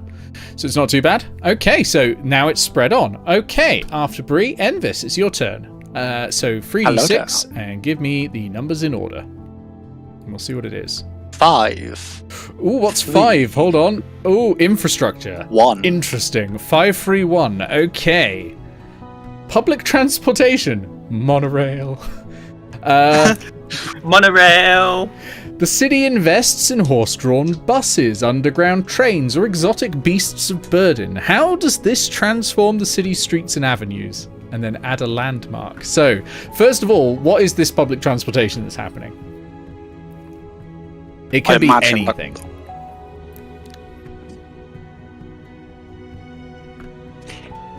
Given the Tabaxi and the Druids, I'm imagining Like it'd be some manner of beast. Beast makes sense. Drawn type thing. So, horse and cart will be fine, or something a bit more exotic. Horse and cart works. Depending on if there was something local, then they can use Elk that. and cart, elk and cart, elk and cart, elk and cart. Anything works. It's up to you entirely, Invis. Right, public transportation. The city invests in a Essex of the horse. transportation Those network. things are awfully loud. I'll just offer it Silt Striders. Not silt striders. Whirlwind insects. They don't exist here. And yeah, you have to add a landmark. So add a landmark to do with public transport. Or rather tell me and I'll add the landmark. Roulets. Could be like stables, could be dung pits for all that horse manure, could be like whatever works. Enton cart. would be really Yeah, Parking lot for all some those carts. kind of a central hub with the communication with the transport would have will mostly center around. Okay. With the school being separated, and the workforce shifting to whatever the economy is being focused around now, I think sort of between 3 and 1. Okay, so between 3 and 1, so how about here? Yes. It's kind of Okay. central to everywhere there then. I'm just making a note of other landmarks, so I forgot to put that down. So Druid School, and this is, I guess, the horse and cart nexus, horse and cart Yes. nexus, or horse and cart terminus, whatever works. But yeah. Okay, so that's your required stuff. Now, optionally, you can't do a growth stage. We're out of civilians. No growth for me. No growth.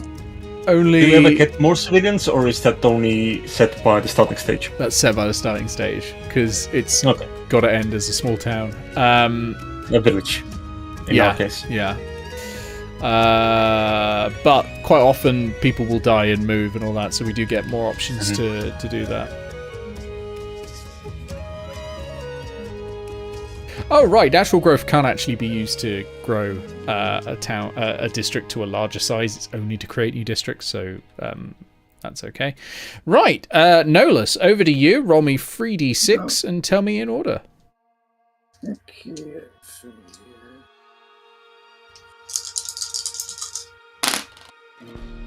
Okay, we got a 2 2, okay. and a 3 and a 4. 2, 3, 4. Okay, so 2, 3, 4 is a strong claim. Someone remote with a credible claim wants the town for themselves. It could be a ruler's bastard, a faraway count. What makes the town valuable to them? So firstly, who is it? What is their claim? Dun, dun. And why do Nobles they coming want back. it?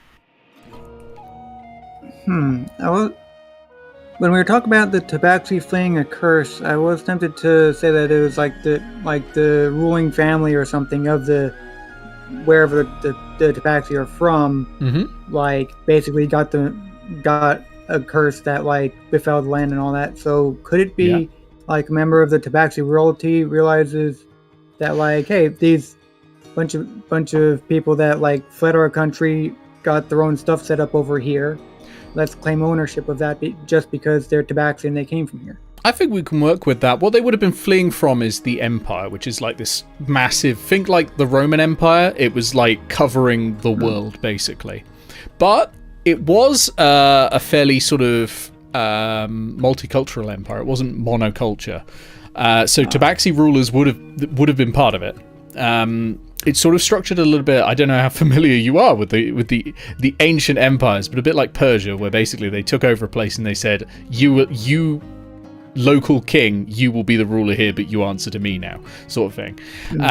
So it Ixon royalty. in Tabaxi areas, like in areas with high population of Tabaxi, there probably were Tabaxi rulers because you're going to trust someone who's just yourself to rule over you. There's going to be less civil unrest, is what the Empire's thinking. So absolutely, there could have been like a Tabaxi Archduke or Duke or something like that who had a curse, and maybe they have a claim to this area because it's their people who've moved here, or maybe they have a child at this point, because I suppose this is now 6 or 7 events since, so maybe it's a blood relative, an inheritor who thinks, well, hang on, this is now mine. These are my people. Mm-hmm. Does that sound good to you? Yeah. Okay, so let's put that in. A strong claim. A Tabaxi Archduke from the Empire believes their people migrated to Airedale, and they want the whole town for themselves. Okay. So what you then do, we have to add a new faction, and this faction represents this claim. So this is going to be this Tabaxi Archduke, right? Is their faction. So, first of all, Tabaxi Archduke. I'm going to add that onto the faction list. And we're going to need a landmark for them. Presumably, it won't be in the city. Is there an external influence to get a landmark? That's true. They are listed as an external faction, so they don't get a landmark. They would have tried to claim the cat tower for certain. Yeah, they don't have landmarks because they're listed basically off map. They're not here yet.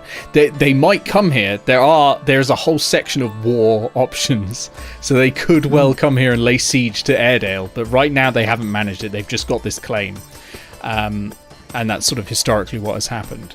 Once again, we have to skip the growth stage because we've got no civilians left, which means it goes over to me. Oh, but have a think. Nolus, on the name of the Tabaxi Archduke. I do have right to veto, but go for something cowboyish. Are we? Is this going to be stage 9 now? Yeah. Okay. Was it noted down somewhere that I changed the Tabaxi faction to the Posse of Strays? Posse of Strays, I like. I haven't written that down, but I'll write that down now. Yeah, I think I put that in the thing, the sticky note, like right around the time everything got deleted. Yeah, fair. Oh, so that's what did it.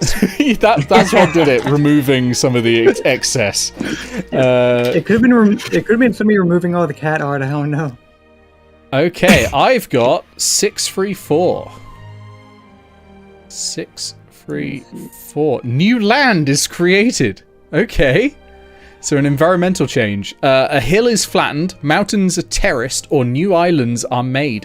What does the village do with this space? Okay, so we're adding a whole new terrain feature. I think this might be something the druids are doing. Sorry, does the Archduke themselves need a name? Yeah, if you can think up a name. If you can't, don't worry about it, and I can put one in. Some example Tabaxi names are Amos Davis Dupree, or no, that's the only one I can think of that I've named. I've definitely named some other Tabaxi, but that's like the most prominent Tabaxi that's been in it. Yeah. Extremely Texan. Extremely Texan, or you could go like Kentucky and that sort of thing, but anything like in the South where there'd be a drawl and a bit of like a heavy sort of slow laid back accent. Right, so I need to work out. I'm wondering if the druids actually start expanding their forest. They start trying to plant more and more, right? So I'm going to have them expand the woodland into this section. Maybe all the way to the river. Yeah, I think they could do that. I think they can go all the way to the river. Yeah, the druids, they can do what they want. Yeah. Maybe in the middle there's another big tree, like they make the big tree and that's what like spawns all the other trees around it. Yeah, the rogues of magic. I'm gonna get them to go to the road and then stop at the road. For now. And that's fair. But that's only because I think otherwise they're building a lot. I'm not going to give them another big tree because I'm not giving an extra landmark out because these things are going to be fought over by the factions basically. Like the factions are going to try and claim other people's landmarks and destroy them if they go to war and that sort of thing. Oh no, it's going to become a cat tree. Well, they might cut down the tree. Like someone might axe it down and turn it into a building. They might realize the top branches post. Uses scratching post. The top branches are full of catnip. New land is created. The druids expand their woodlands to the east. Took me that long to work out which one was east. They probably cut it down because they hate things that bark. Oh my god. Anyway, as punishment, Pixel, it's your go. 3d6, please. Fair. 5, 5, 6. 5, 5, 6. Is that? Okay, interesting. Ground becomes unstable. Buildings tilt, roads crack open. Did the earth tremble? Is the ground unstable, or was this the work of evil mole men? That's literally what it says, I might add. You remove a district. That's rough. Yeah, removing a whole district. And tell me the story of this calamity, basically. Archduke Mac de Vite. I love that, Nolus. Yes. I'm going to put that on my notes before I forget. So what were the causes again?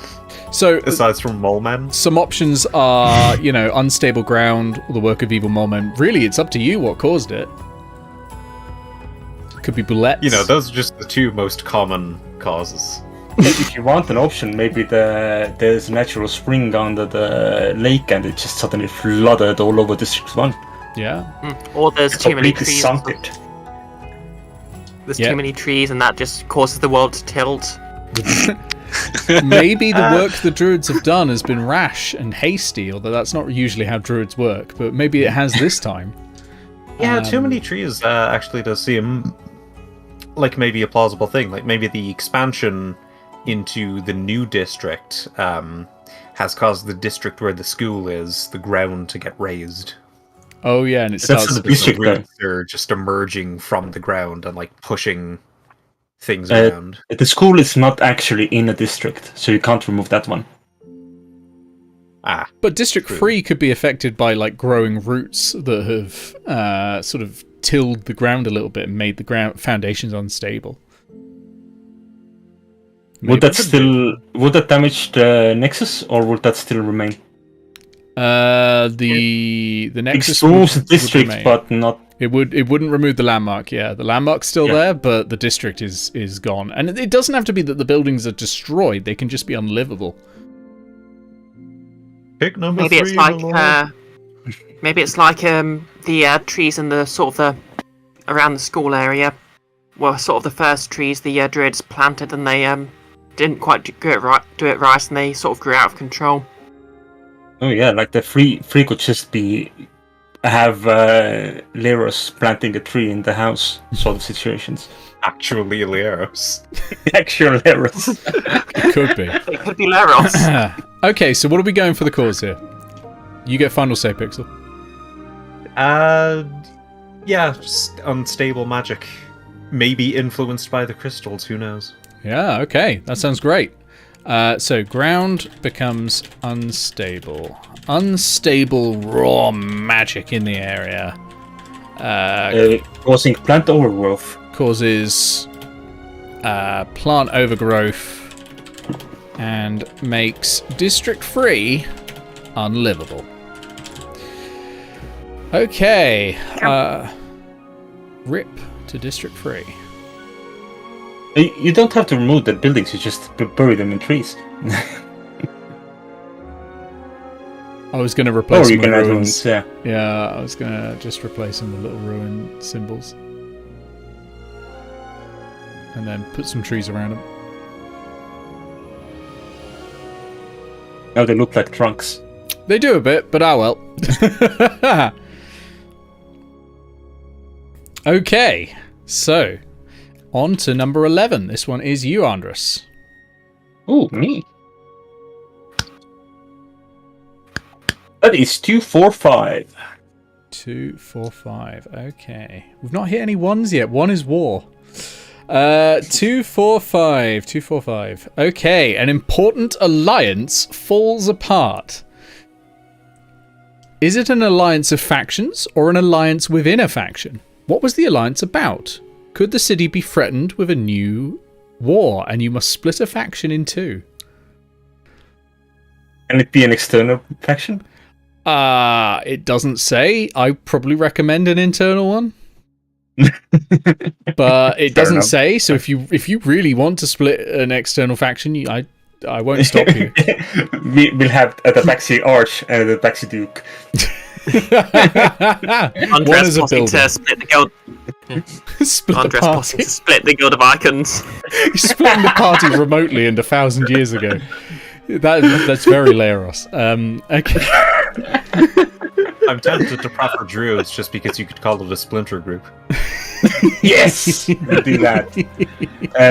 One of the factions of Druid move into free and are angry at whoever did the rash decision that caused this, and are there to try and see if there's anything that can be done to rectify this. Okay, so We're all trying to find the druids who did this. a sub-faction of the Druids Called the Splinter Druid. breaks away The Splinter Group. from the main group, blaming the others for their hubris in making the ground unstable. So we're going to need a name. We're going to need a landmark.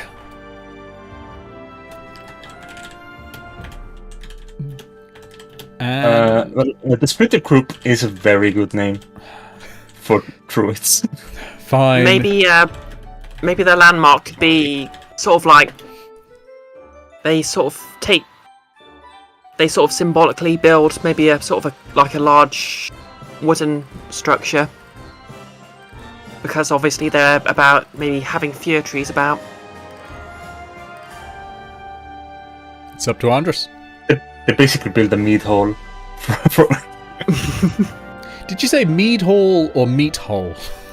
Meat. Oh, thank God.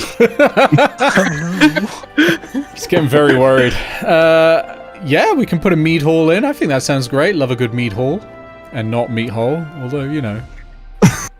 Yeah, the meat hole If you happens want when the one, necromancers come in. Go for We it. had a meat hole already. That's where the Oh. crystals are.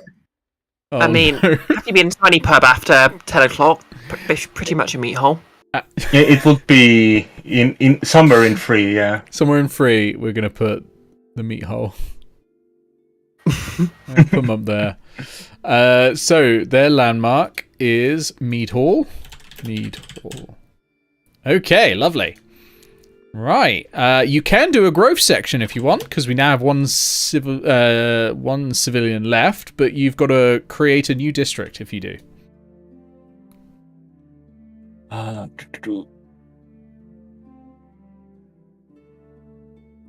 The refugees from the disaster are going to move to encompass the lake. So one Okay. north of one. The one north of one. Sure. Let me put some buildings down.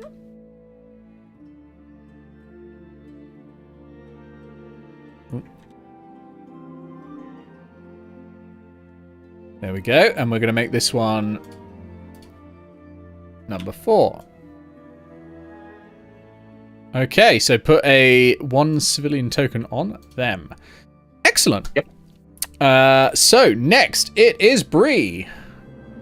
We are now over halfway. By the way, we've been over halfway actually for a little bit. So we definitely need to start thinking about how to bring this all back to a stagnated town that is going nowhere.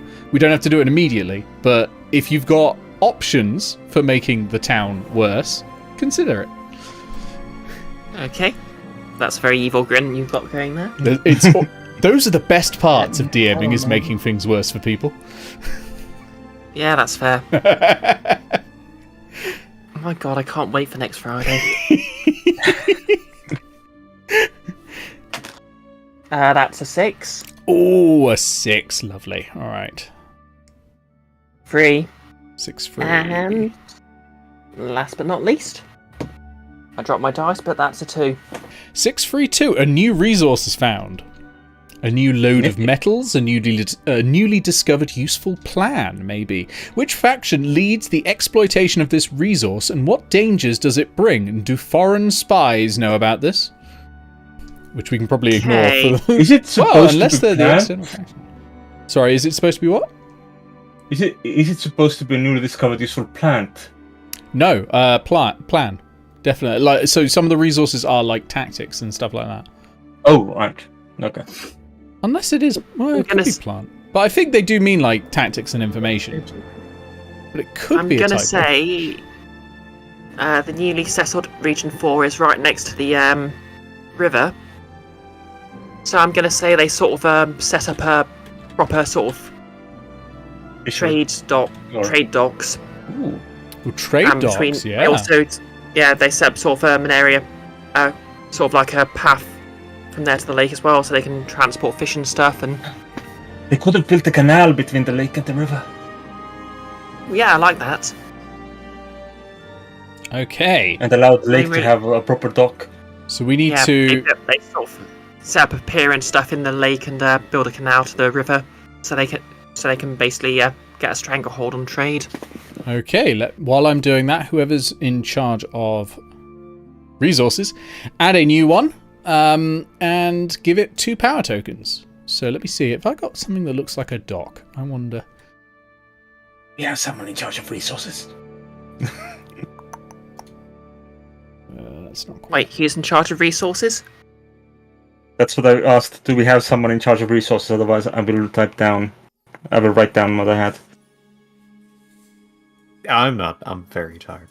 Okay, I'll write down mineral 1 and trade 2. Yeah, I've been too busy burning bread. I'm going to do bridges to represent a dock, because that's the closest I've got. Okay, Sam. So it was about here, were you thinking? Yeah, I suppose that's the closest part to the river, so that makes sense. And then I'll put... I thought we were doing a canal from the lake to the river. Yeah, I mean, it's on the opposite side of where they are, so... Let me do the canal, sorry. Let me start with a river with very little roughness as a canal. So about here. Oh, I've got meander distance on maximum, that's why. Like that. I mean, I have no idea how canals actually work, so... Me neither. But let's then put the buildings on. I guess that makes it, what do you call it, where you have a load of boats being kept? Harbour? Yeah, not like a... A dock, basically. Where people keep yachts and stuff. I think there's another name for it. Target? There we go. So a new resource is found. A canal is dredged between the lake and river. The lake is now a safe harbour for boats. Trade increases, and a trade hub is built. Oh, marina, yeah, that's the one. Marina, yes, thank you, Keith. Excellent. I should clarify, I'm not implying people should go out and destroy big expensive yachts. I am demanding people go out and destroy big expensive yachts. What about the cheap yachts? I mean, they're fine if they're small enough. What about my expensive yachts? If they have their own yachts inside, definitely destroy it. Yeah. So we are at full population, I think, currently. Yeah, 1, 2, 3. Yep. So there's no new districts, but trade is opening up. So we've got that new resource, and that's got 2 power tokens. Okay, after Bree, it's Envis.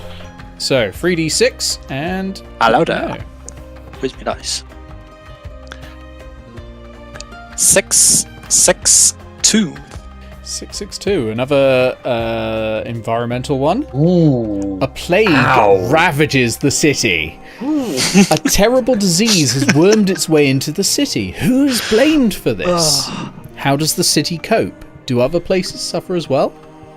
Remove 2 districts. I imagine the trade was a little bit too successful. Okay, so yeah, Edgy first, characters can now customize themselves with plague masks. yeah, I'd first like to of- point first out of that I all, have like- effectively ravished this entire town twice. Yeah, you're the bad luck. You're the bad luck of this entire town. Do you want to destroy 2 and 4, or 4 and 1? Or 1 and 2. Just leave 1 and 4. 2. Yeah. Do we need to decide what it is that's Yes. So who's blamed for the plague? We don't necessarily need a name for the plague, but we can name it. I don't mind that. That's a historical event. But who is blamed for it? Because people will be suspicious. Like, they might think this is a curse. They might think this is literally a disease. Or, they might think this is fairies. They might think it's the gods. And they're, anything like that. Like, who do you think the people put the blame on with this? their massive expansion and then suddenly the stranglehold on Parade? It's got to be the Druids. The Druids. Ooh, yes. Okay, so the Druids are blamed. Okay, that sounds good. I'd go even further to say that the original group of Druids would probably paint the picture that the Splinter faction is what caused it with their Ooh, yeah. So they're pushing away from the nature thing and into more commercial material sort of. Yeah. Okay, so the original Puts them in a Druids bad light. smear the Splinter Druids for their rejection of nature I've heard their trees have and tree rot. tradition. I like that. Plus, there are like Druid circles all about rot and decay, so it's not. Yeah. Yeah. Okay, I like that. I like that a lot. So, how does the town cope with this? How do they respond to this plague? Do they lock down? Do they all try and meet up and protest and pretend the plague didn't exist? I was going to say, are we going for realism or the escapist fantasy? Do we have Tabaxi Piers Corbin?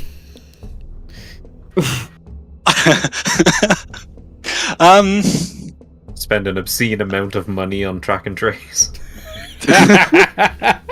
Set up an Excel sheet that just immediately fails. Yeah. They're scrying, Blame but things. Excel can't hold enough for the population. Yeah, we should have tried to draw this in Excel. But yeah,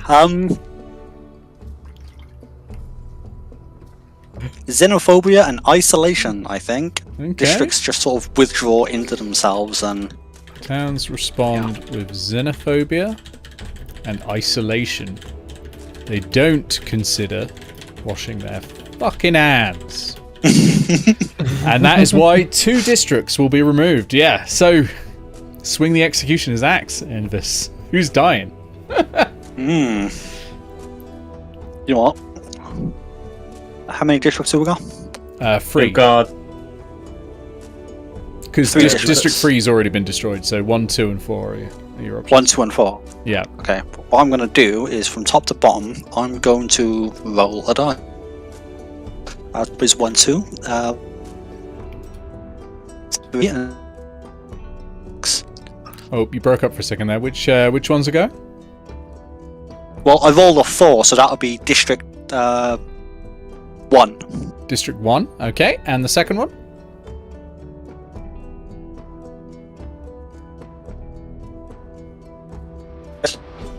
Uh, 2. you cut out again. District 2. District 2. Okay. Oh, the Tabaxi. Rip. Oh, Yeah, I rolled a 6. The tower would remain. Yeah, the tower is meant to remain. It's just the. There we go. So I'm going to put some ruins down in there as well. A lot of ruins. This explains why the town is a mess. A mess, just a shell of its former self. Like, So Let's explore the town. we only have 4 now. yeah, And the only one thing as an 4. Irish person, the towers always remain. Districts 1 and 2 are decimated. So we now have a population pool of 2 things. I will say, after doing a plague, you probably can't do a growth step. Like, that seems weird. Yep. It's funny to me, and one of the ones that's just like a few down from the plague is a sudden void, which really would have made me laugh. 1, because, you know, I was so close. yeah, and 2, that's literally the plot of the Guild of Icons. A the region moment, vanishes off the map, swallowed by a dark fog. What makes this region inaccessible? Like, can't be having that. Okay, that was which stage now? So that was stage 13. We are now on to 14 out of 18, and we go to Nolus. Nolus, free D6 again.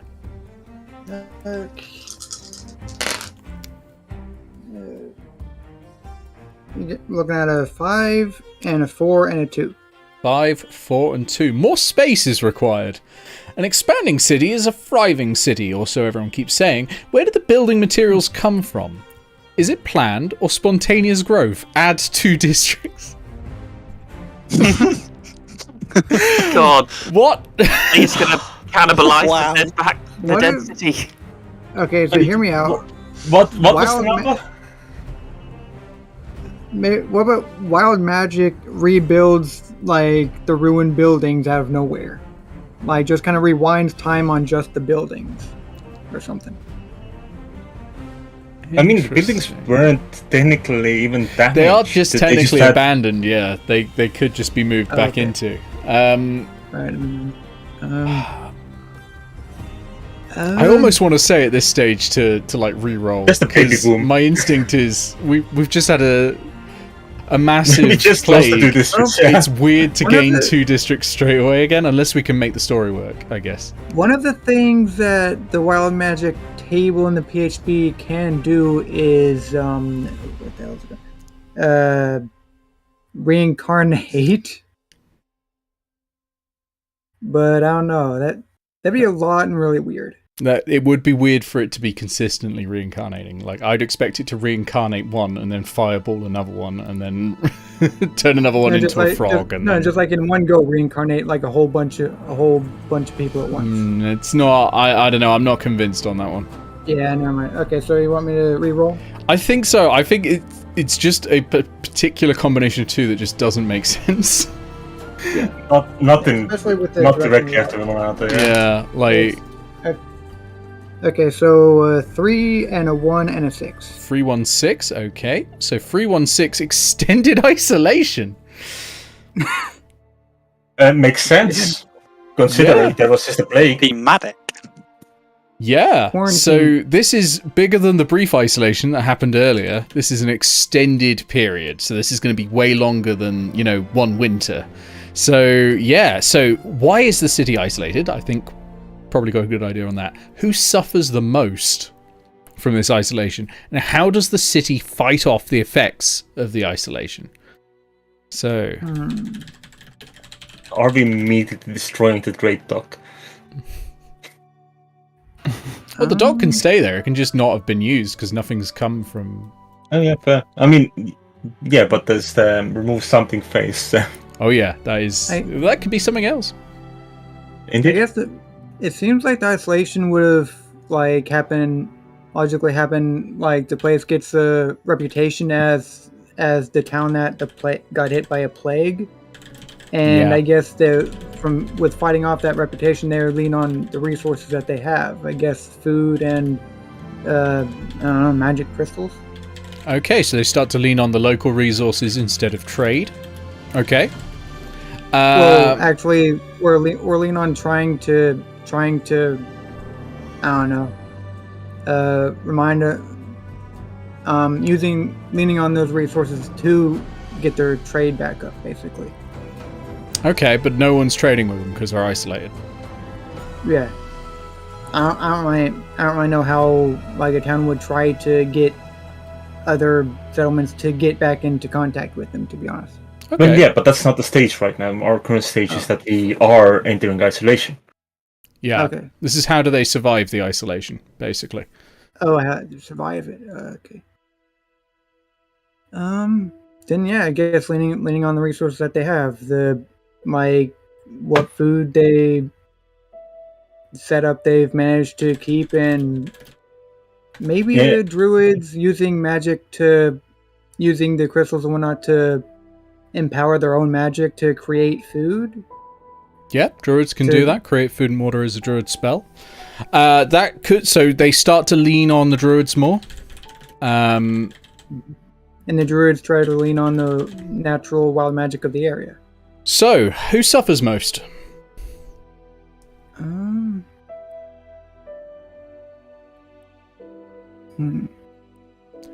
So there will definitely have been people who built their lives around trade, and now that's gone. Yeah. So let's have a look at our factions. Who would have suffered on this? Well, there's two factions of druids. Who did the town turn to? Did they turn to the Splinter Cell? Or did they turn to the original druids? To assist them? I want to say the original ones, by the sound of it, the Splinter Cell might have been turning against using nature or something or other. I'm not sure. Or actually, they were trying to remedy what the original group did to District 3. I guess by the sound of the Splinter group might be the group that would be more willing to turn to the wild magic in the area to try to get an edge or whatnot to get to what I'm looking for. I don't know, to better empower themselves to get people through this. Okay. So maybe the Splinter group rose in prominence or something, and the original group of druids, their power kind of waned. With the old ways and such. So the original druid power wanes. Now, from an extended isolation, you have to remove something. I'm guessing, with the druid's power waning, maybe they've closed the school or something. Well, how does that sound to you? Yeah, I was going to say they could have depleted the crystals as a resource. That could work. That could work very well. If they're relying on that purely to make food and drink, they could well have just depleted them all. Mm-hmm. Yeah, okay. Or at least made whatever remains inaccessible. Depletes. I'm going to say depleting because I like the sound of that, because I really don't want you lot going on an expedition for 5 seconds to get a magic crystal. If you're getting magic crystals, I want you to be going for miles. So this sounds great to me as a DM. Minerals gone. Doing so depletes the wild magic crystals nearby. That's great. I like that. You skip the natural growth phase, unfortunately, because it's an extended isolation. And we go on makes to more sense considering the plague. Yeah, we go on to number 15. I like that one. That's a really interesting twist. Straight after a plague as well, they've got to deal with the social consequences. Certainly makes more sense than, unfortunately, the other one. But that's just games of dice, isn't it? Right. Which druid group do we go to? Well, one of them has a mead hall. Oh no, I've got 622. This is a really bad time for this town. This town is just going from bad to worse. What did you get? Terrible season, a harsh winter, or a scorching summer. An unusual season froze the city out of sync. What suffers under these conditions? I think we're going to go for a harsh winter. I think. So they have the plague, they're isolated, and now a harsh winter. This is properly getting to almost... what's the game called? Frostpunk. Sort of stages. At what point are we doing child labor and eating the elderly? At what point are we coming into the story? You're only 3 historical events away from coming into the story. Terrible season. Go to historical events. A harsh winter. A harsh and extensive winter kills all planted crops, It kills many elderly. More trees are cut down for fire. Sparking, I think, minor conflict with the druids. There's a group of people protesting, saying that the winter is fake. Yes, and they're dying. So more trees are cut down for fire, and that sparks a minor conflict with the druids. I now have to remove something. You can cut down the woods from District 3. I know what I'm cutting down. No. Yeah. Blue people. Oh, Not the dirty great tree. The dirty great tree. It would be great firewood. No. It's like the Regina Spektor song. It's like a piano. You don't want to burn it. I Make me sad. Tree stump is still pretty impressive. I think that is going to be really quite dramatic. So yeah, let's go with that. I'm going to put this down as a tree stump Because it looks like a tree stump. Sort of. Eventually, You can cover up the smaller tower with a tree, so it looks more like a stump and less like two structures. Yes, good thinking.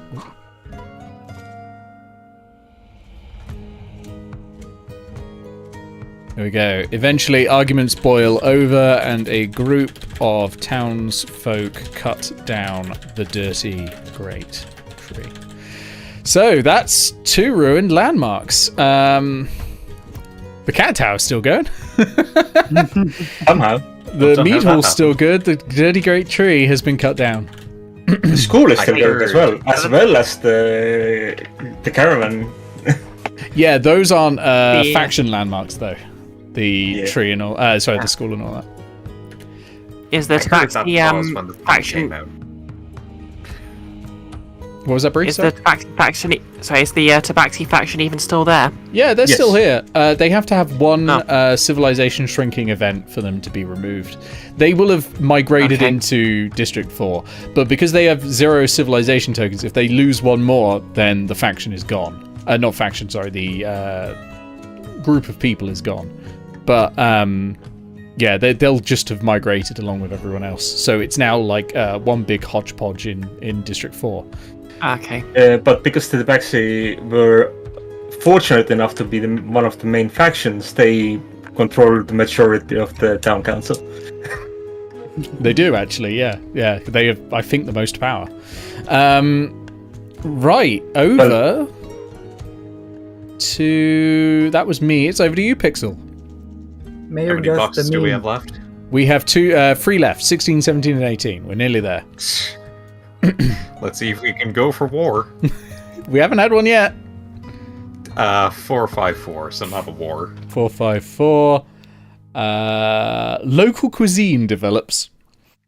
A local food becomes known as a delicacy and a staple of local restaurants. What do the good people of the city enjoy eating and cooking? Add a resource. Is this when you start your fish restaurant? This is where the big weighty apples come from. Oh no, that would make sense. Don't tell the party. Local cuisine develops. So, what are you thinking? It can be anything. It could be food or drink. Anything. And it's just a specialty local dish, you know? And it's powerful enough that whoever controls it is making a bit more money than everyone else, you know, as trade eventually reopens. Eventually. Maybe it's something they produced during the winter. Like, during the Teba winter, they had to resort to making something a bit weird, but they found out actually it tastes quite nice. You know, like, a lot of the really weird, like, European foods that are their weirdest are there because of rationing or a cold winter or something like that. This maybe is their, like, pickled herring that's been buried underground for 8 months. But I know a few Americans, and one of them considers one of the weirdest European foods to be a Terry's chocolate orange. What? What?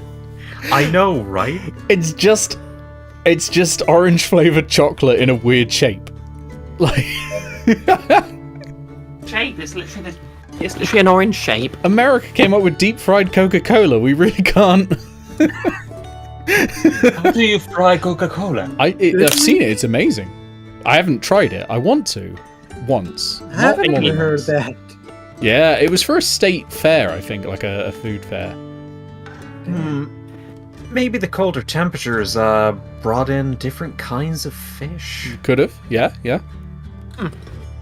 So a fish dish of some kind. That sounds great. I'm sure Talia will love hearing that there's a. Those are Cape lobster stuff. What kind of fish are generally live in colder climates? Salmon? Oh, Yeah, salmon. Yeah, it's salmon thriving during colder winter. Yeah. Yeah. Okay, so and that is a that's a dish that is quite typically revered by people. You could have something like lobster or something, which is something that used to be a poor person's dish until it got popularized, and now it's like a really rich person's dish. But initially, it was like beans on toast or something like that. Lobster. No one wanted to eat it. Yeah, and it's common in rivers. So whatever you're feeling, really. You wanted to go for fish, possibly because of the the Talia angle and the everyone's cooking fish sort of thing, or Kind of, but now you said lobster, and I'm thinking of the cats, and I'm thinking mobster lobster. they're not even a mafia anymore. Well, they're they aren't the mafia anymore. Yeah, The lycanthropes were going to be the mafia, but they said there aren't any lycanthropes. there aren't, I'm afraid. yeah, no, some salmon. Salmon. Okay, so salmon is King power. driven south by the cold, or spreads south. It's not driven. Salmon spreads south by the harsh winter and becomes a local delicacy. So we're going to add salmon to. Have I got fish or like sea monsters or something I could put on? I don't know how I'm going to do fish. Just line sea monsters. I keep thinking of the ice fishers from Volos. I think they're called that. Yeah. That or cave fishers. But you can put it in the lake. Maybe they get lost and are easy to catch from there. Yeah. Oh yeah, maybe they just sort of managed to catch the population of them.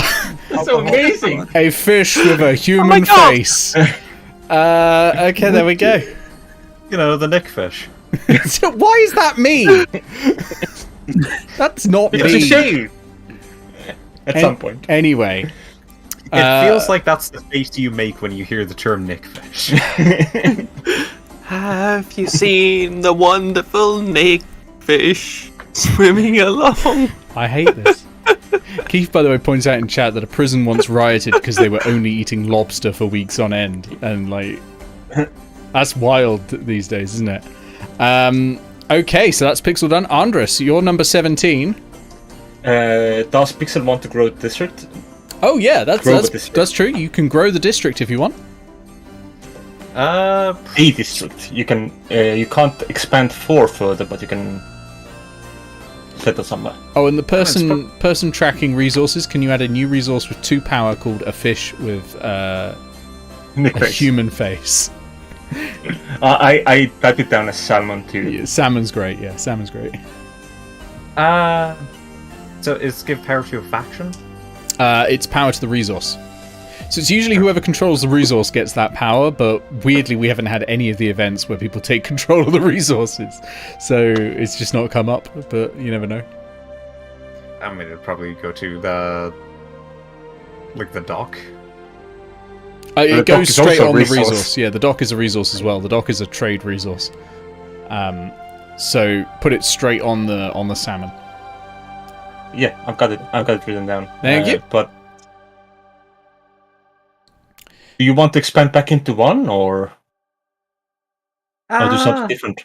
You can expand either into 1 or so you can put people back into 1 where it's destroyed, or you can create a whole new district somewhere else if they've decided not to go back there because they've got bad memories or something like that. That you can go to a whole new area.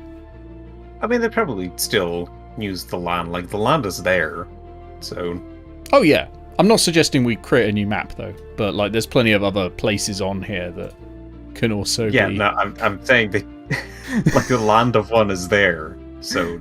Yeah, fair. Yeah, Why the not buildings use are it still for intact something? and all that.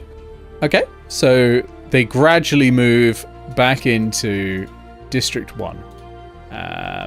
Let me pop down. Whoops. pop down a few buildings. So this now has population 1.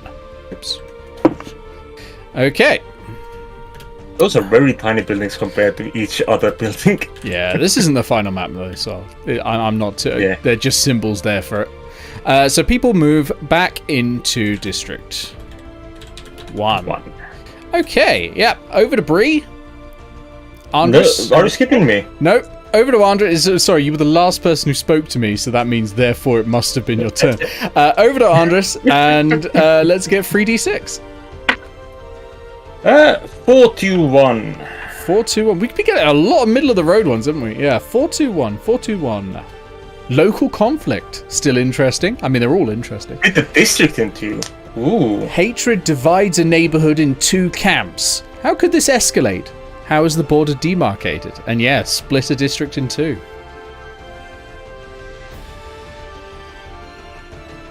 So I'll start making notes about a local conflict. Oh, wait. Does that mean we split a district on the map? Or does the district move... half the district moves to another place? It means the district on the map is split. Oh, okay. I'm gonna say that the tradesfolk and the fisherfolk in 4 are having some conflict on whether or not the fish is worth selling, and the tradesfolk keep underbidding. And I suppose like so the tradespeople want to use the lake as a place to like store boats and do trade, but you know, the fishers don't want the fish disturbed.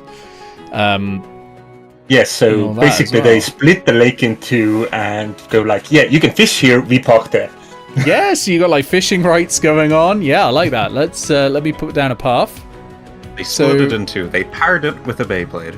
Let's something like that. If we also split the land district because they've got a yes. Okay, so I'm glad with that. Yeah, I like that. Let me put a label down. So we now got 5. District 5. With a population of 1, because we can't actually divide 1. Local conflict. Yeah, they've both got population 1. Local conflict. The fishers and the traders in District 4.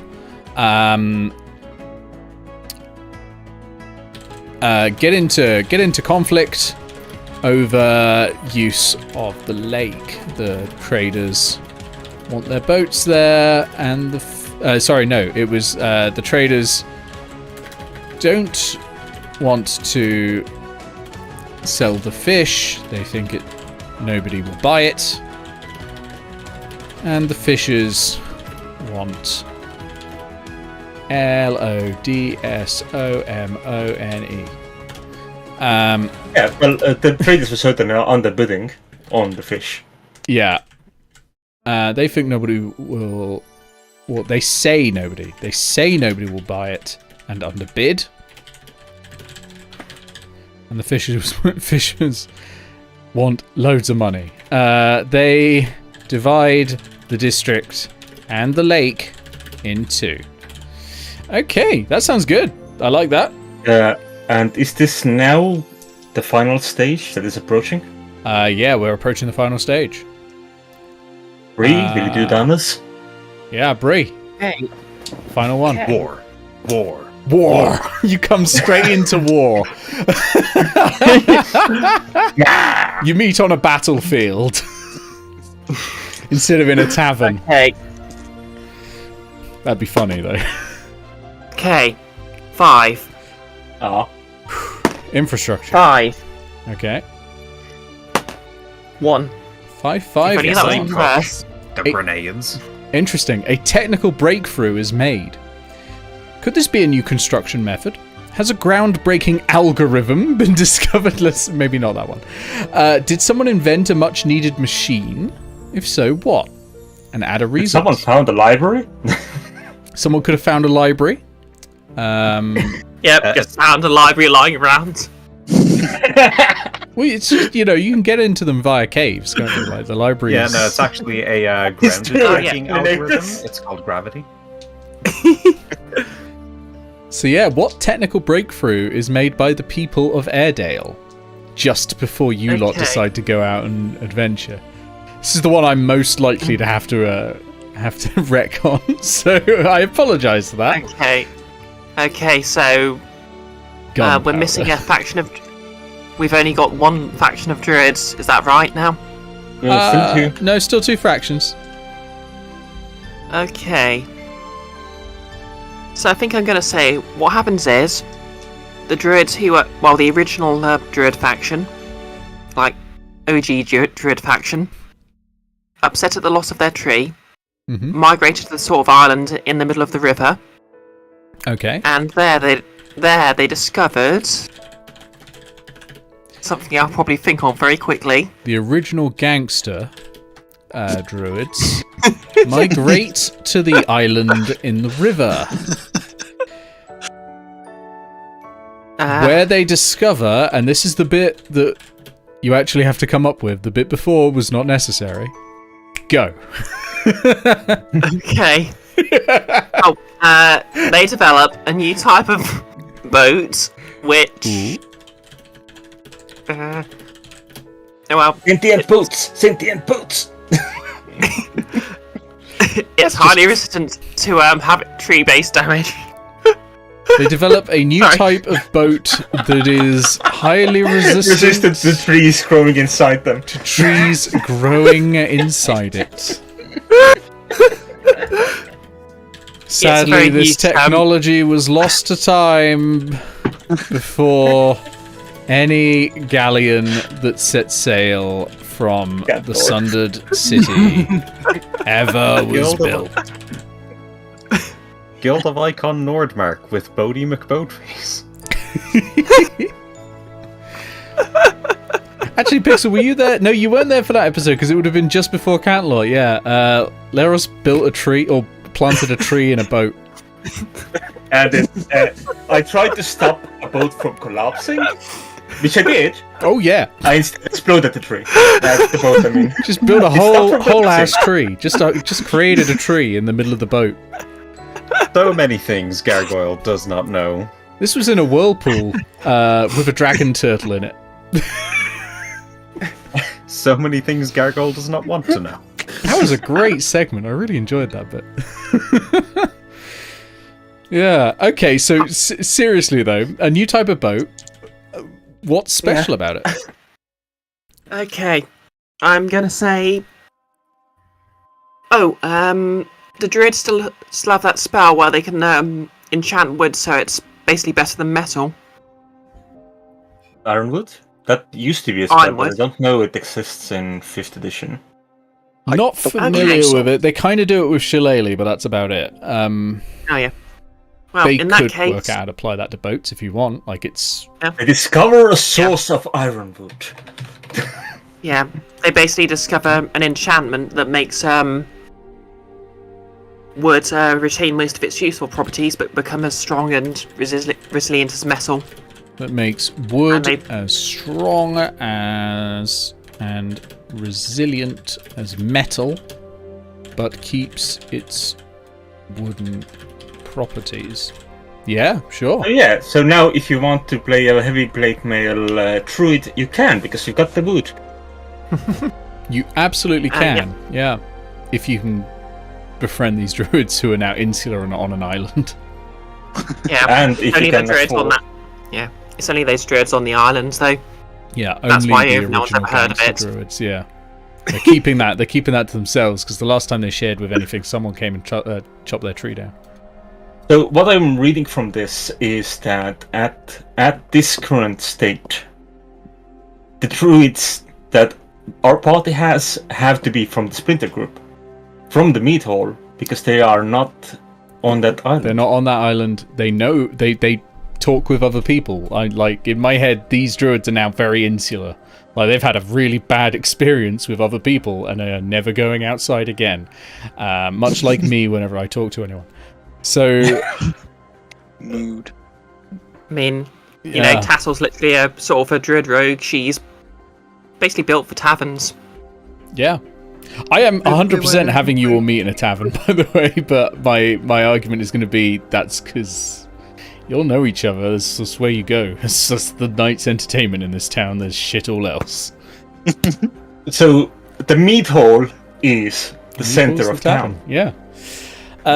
Right, we are now at what is, and I will chuckle, and I will permit a chuckle from everyone else, the topping out phase. Nice. I'm getting brassy about this. Is this where we all get to add one feature? Yeah, so what we have to do, let me have a look at this. We spend all the remaining citizen tokens and put our final touches on. I think all the remaining citizen tokens have been spent, haven't they? Yes, because I had to split the district and that... Yeah. You cannot add new districts directly. You may only increase the density of existing districts. Well, we've done it all. This may cause spillover districts according to the rules for adding districts. Yeah, we've not hit that because we're not doing a large population area. Those rules are quite cool. We should play Metropolis at some point. Yeah, we should do this. Well, one thing they've actually suggested is what you can do is you can take this history, and then when the village grows, you play a few more rounds with a slightly increased civilian pool. So you add like 2 extra civilian tokens or something, which is what will happen when you lot hit 5th level. The town is going to grow, and we can then play through that section of its history as it grows. Admittedly, some of these events will be like, these things have happened while you've been going out and that sort of thing. Like, you know, if a war breaks out, we'll just have to skip that because it's not happening. But, you know, for many of the other events, though, we can work that with this system to create an organic settlement. So, do we have anything left to do? Name features. And we do that in player order. So, Envis should be next because we just ended. Yeah, Envis. Name a feature. So it can be a feature of the city or the environment. And you can add a landmark if desired to do that. So it can be it could be a feature that's already on the map or something that hasn't been put down yet. So it could be a famous mountain, a road, a city gate, a river. Yeah, whatever you want.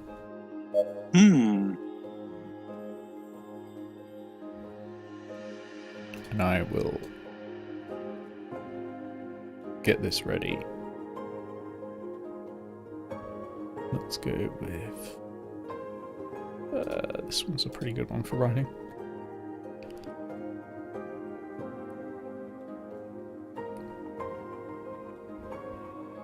Could it be the shrine? Or a sort of a village, a collection of like... Yeah. That is something we had planned, so you can place that if you want. Yeah, you can place that now if you want. Yeah, this is kind of a multi-religional thing. Yeah. Yeah, that's already center.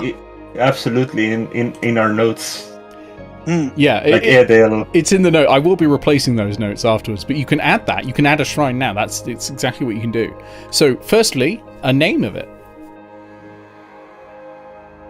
Oh, you want me to name it? Yeah, that's the main part, and then we'll place it. Gross. You're gonna have to help me with that one. Okay. Sure. Nick, did you clear the Airedale notes, or was that somewhere else? I've cleared it. I've actually copied it somewhere else that's hidden, but I have cleared it because I was half expecting us to type into that today. So, but it didn't. It didn't work out. So. But I have got those notes stored. So, how many gods have we got? The Shrine of the X could work. However many gods we've got. Can I remember? Hang on, I could do this off the top of my head. I can count. Morian, 1, 2, 3, Petrichor, 4, 5, Fontaine, 6, 7. Ignova, Quarreling Lovers. I think I have 8. Insomnia, Lullus, Preteritus. Yeah, I'm at 8. Unless you count the Quarreling Lovers as separate. Nah, but I don't think you do. I think it's the 8 then. And there's also like... Yeah, the beep. By the 9s. There's Talos, yeah. As you said, Shrine of the X, where you get divorced. Let me just go to the Pantheon, hang on. Morian, Lullus, Insomnia, Ignova, Petrichor, Fontaine, Preteritus, Quarreling Lovers. Yeah, there's 8. So you could call it the Shrine of the 8. If you want. Yeah, no, I quite like that. And whereabouts is it? Or Ooh. They kiddingly call it the 8 to 16 before. Yeah, because everything in a dual pantheon. Yep. Yeah, whereabouts is it? I'm going to put, like, boulders down. This looks like a shrine. Oh, is it an outdoor shrine? Or is the it like a 16 building? aspects shrine. Yeah, whereabouts in the town do you reckon they'd erect a shrine? Depends on when they erected it, doesn't it? Well, that's up to you. At what point? So it's... Let me think. It doesn't have to be in the heart of any districts. It can be like anywhere. And everyone else who's playing, start thinking of what your landmark is. Whether it's a new one or an existing one, start thinking of a name for it. So, for example, you could name this tower, or you could add something else.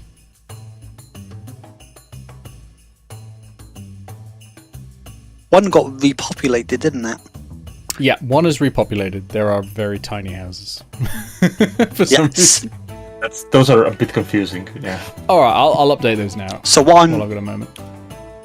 what I'm thinking is, you know, as they've come out of the isolation and trade's picking up again, people have started coming together more for these big community things like their religious services and what have you. Mm-hmm.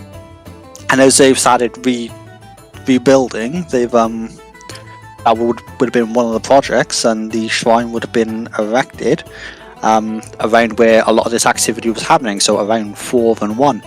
4 and 1, so something like here. Yeah. Okay. Shrine of the 8. I'm going to make that a lot smaller.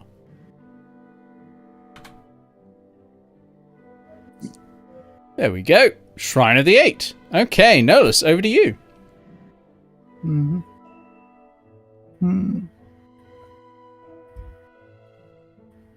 me see.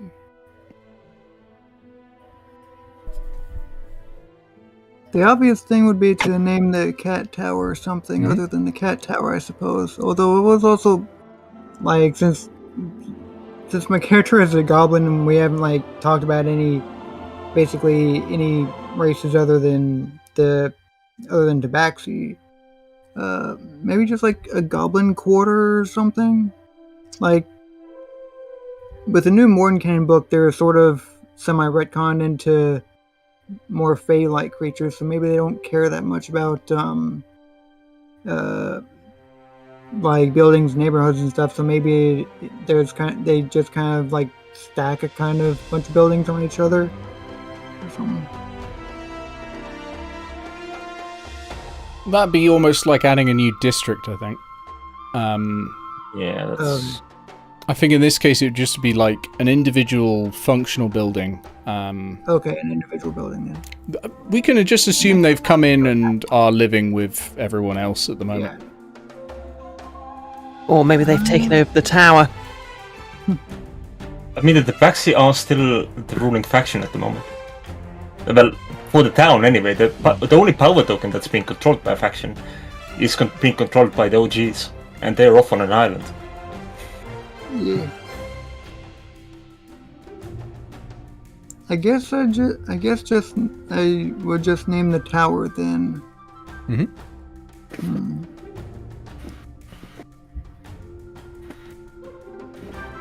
Since it's currently not surrounded by any active buildings, a folly is a good word for a tower that is not surrounded by other things. How many years ago was the tower made? It's You'd be been there looking for at a while a now. couple of 100 years, probably. Yeah. We don't want to just call it the cat tower, do we? You can call it like the Stray Folly, because it was the bossy of the Strays that founded it. Yeah. Ancient direction. Hi, Becca. Yeah, I guess the Oh no, sorry. tower Beth. strays or a stray tower or something like that, I guess. Okay.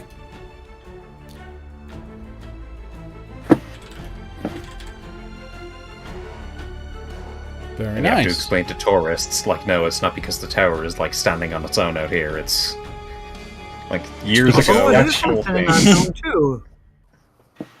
It is now on its own, yeah. Like the Yeah, the name structures, kind of accidentally yeah. took on more meaning. because it's for us, it's probably been like 100 years since the plague, right? Hmm. Yeah, yeah. So the buildings surrounding it have fallen into like, complete disrepair.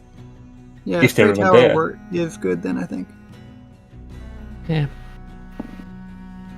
Nick, do you want to mark something, Yeah. or do we move on to Bixel? No, I'm gonna name something.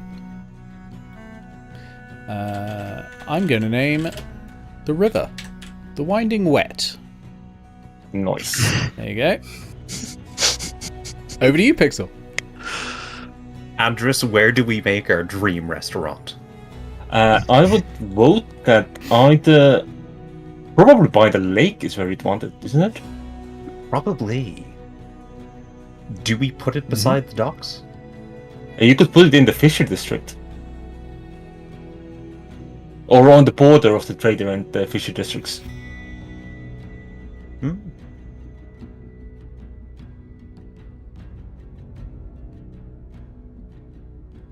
So we like here. Hmm. Likely on How about- stilts, enjoying safety from the flood. Should there be a flood? Yeah, on stilts, maybe. Yeah. Okay. And what's its name? Well, this is a two-person job, right? Surely. Well, Andy isn't here. Oh yeah, it's Andy. I don't know why I thought it was Andres. Because we have the first... we share three letters in our names. Well, I am, just the immediate me is tempted for Shrine of the 8, ATE. Oh, yes! Okay, that's the name of it. But alliterative me is thinking the Fiend's Fry. The Fiend's Fry. I like that. Okay. I think that's the one you were discussing with Andy before as well, isn't it? I haven't really discussed anything with Andy. Andres. I mean, in session 0, it did came up, didn't it? The name. I feel like I heard it before. It did, but that's just because my brain just makes alliteration. I can't stop it. Well, Nick, I have good news for you and bad news for you. Okay. The Noble District City Hall has been restored as the library, Okay. which is named Airedale Library. Imagine that. Airedale Library. Okay. And it's been restored. It doesn't look like this ruin. Yeah, it has been restored Okay. to function at least. It's not incredibly full. No. Oh, I like that shape, but also that Sal would hate living in that. Why would Sal hate living in that? It's there's too much overground bits. Oh, right, yeah. There's gonna be a basement anyway. Yeah. Well, I'm just thinking of repurposing the shape that was before. Okay. Yeah, Airedale Library. I'm happy with that. Yeah. And Okay. there could be a good amount of curtains explained away with sunlight damaging the parchment. Yeah. I like it. Okay. Bree, last one. You can name anything on the map. Or add something and name it. Okay, I'm torn. On the one hand... Hi, Torn. God damn it. Huh?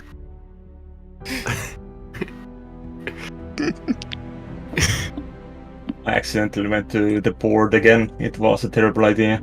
Yeah, that thing's just broken. Did I just delete it, or do you want something from it? I think we'll probably just have to delete it. Okay. So on the one hand, I think it would be kind of neat to restore the school if they decided to restore the school at some point. The school has never been damaged. Oh, okay. The school is still there. You can name the school if you want to. Yeah. On the other, I feel like the island needs a name as well. The island could be named. You can do that. Hey, either way, it's going to be the Dirty School or the Dirty Isle. Why so dirty? It was named after the dirty great tree. Of course. You love that tree, Nick. Why was it called the Great Dirty Old Tree anyway? The Dirty Great The dirty- Tree? Or which one? The dirty great tree, not the... What? Because Well, Andres, the answer has been lost to time. Okay, Yeah, because... fair enough. Yeah, it's like... The leaves sort of looked... always looked like they had sort of a layer of dirt on them for whatever reason. Ah, And also it was dirty great tree. Because, nothing else in nature looks like it has dirt on it. Yeah, they'd asked you, hey, what's that over there? And the druid would be like, yeah, mate, it's a dirty great tree. fair enough, thank you. Okay, let me put that label on. So, did you decide on school or island? Okay, I'll just roll a dice. Yeah. Odd, it's the school. Even, it's the island. Mm-hmm. Okay, even, it's the dirty island. Oh, gotta do it as...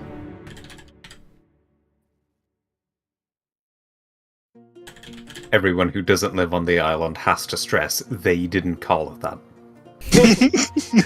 I mean, they're not around to dispute it, are they? They're isolationists. Yeah. I guess the druids that live by the mead hall knew to share the name with us. Yeah, and we trusted them to be telling the truth. Well, you would. You are one of them. Yeah. There we have to be it. fair, Tattle's name is literally Tattle. Of course she's gonna tell you the truth about it. True. I'm very happy with what we have made. Yeah, it's a nice island, nice town. The last Island's pretty thing, dirty, but yeah. the last thing to do.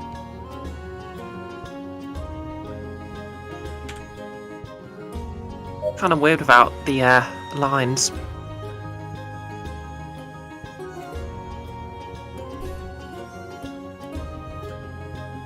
Yeah, it is a bit. I might just restore them.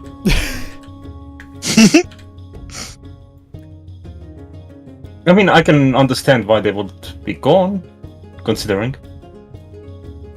Yeah. If you like restore the, like paint the borders of them as well at some point, like that could improve the thing. Or yeah, you can do that. Whenever we're reading a map of the town, we're like, why are these lines here? There's no roads. Oh, those are ley lines. Yeah, it's latent magic.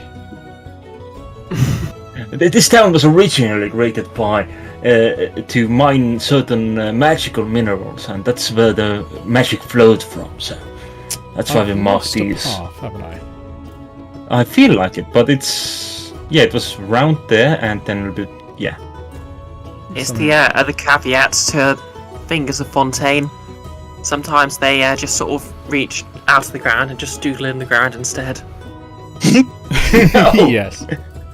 You know, somewhat amazingly, there are no roads in this town. But that's okay. That's what I'll do. Is I'll make a town map that fits this a bit better and actually looks like a town map. Instead of this is sort of a symbological map. Mm-hmm. A symbolic map. That's the word. So there we go. We have topped, and that's. I now feel like discussing with Andy if we should make the only road in Airedale and it leads to our restaurant. In fairness, there is still public transport. We still have roads. Yeah. The public transport system has not been destroyed. No, it's great. Oh, yeah. It's awkwardly placed now. It's now quite far away from like most of the populace, but that's just what happens. That just means that the horses are safe at night. Mm. The horses live at the school. But right, I'm going to stop us there because I need to stop and wind down before bed. But this has been good. We've made, I think, a fairly organic-looking town that is not too big and has quite a storied history, particularly the plague. Jesus Christ! I will paste all of this into the Airedale document place, and I'll put a screenshot of this so that you can start planning with this. So I'll put this down as a map initially, and then I'll replace it with a real one. But this is already going to have all of the things that you would be interacting with. Like, I'm not going to add anything else. I will just shape it like a town instead of what we're seeing here, you know. And like, if any of the other players need to do their own topping, they can tell you, and you can just assign a building to it, right? Yeah, exactly. I mean, like, honestly, most things don't have to be landmarks for the players' stuff. Like, I know Andy's stuff is out of this town, which is also Pixel stuff. It's not happening here. Oh no, it was Andy's, wasn't it? The au pair at a rich fiend's mansion. Yeah, that's not in this town. How long ago was that actually? What is the average age of a total? That's a really weird question. Because it wasn't listed on whatchamacallit in 5e tools. Is it not? Interesting. Oh, they have taken that off for MPMM actually, haven't they? Modern Canaan should have left one. Oh, not Modern. Sorry, the Turtle package should have included one ages ago. Young turtles crawl for a few weeks after birth before learning to walk on two legs. They reach adulthood by the age of 15 and live an average of 50 years. That is weirdly short. Like, tortoises in general can live for like freaking centuries. Yeah, 200 at least. Yeah, that seemed to be the impression Andy was under as well. Oh, the info under it includes a haiku. I caught a big fish. Now I search for a good friend to share my lunch with. Was this written by Talia's character? I feel like 50 is very small, and because in that case, I think I can tell Andy that, hey, our initial connection is still a go, because you're gonna die at 50. You are not. I'll talk to Andy about it. Like, they don't have to be the same age as they are in the Turtle package that was released as a separate standalone thing ages ago. Like, yeah. I feel like having them live up to centuries is a good pedagogy. This is Aetos, damn it! You can walk into mirrors. Yeah. I mean, I can walk into mirrors in real life. You do it in the Forgotten Realms as well. You just can't come out again. Usually. But yeah. In fact, doing it in real life is still probably less dangerous than doing it in Aetos. I don't see a problem with a 150-year-old tortoise. Oh, turtle, more accurately. Not a tortoise. You can't play as a tortoise. Unless a wild magic surge goes very wrong. I mean, there's That's nothing what in the book polymorph that is he for. can't. I could have sworn I remembered seeing a turtle race in some source book or other, and said that something about like 350 or something. But I mean, if you found an actual source for turtle and it says only 50, that's weird. Yep.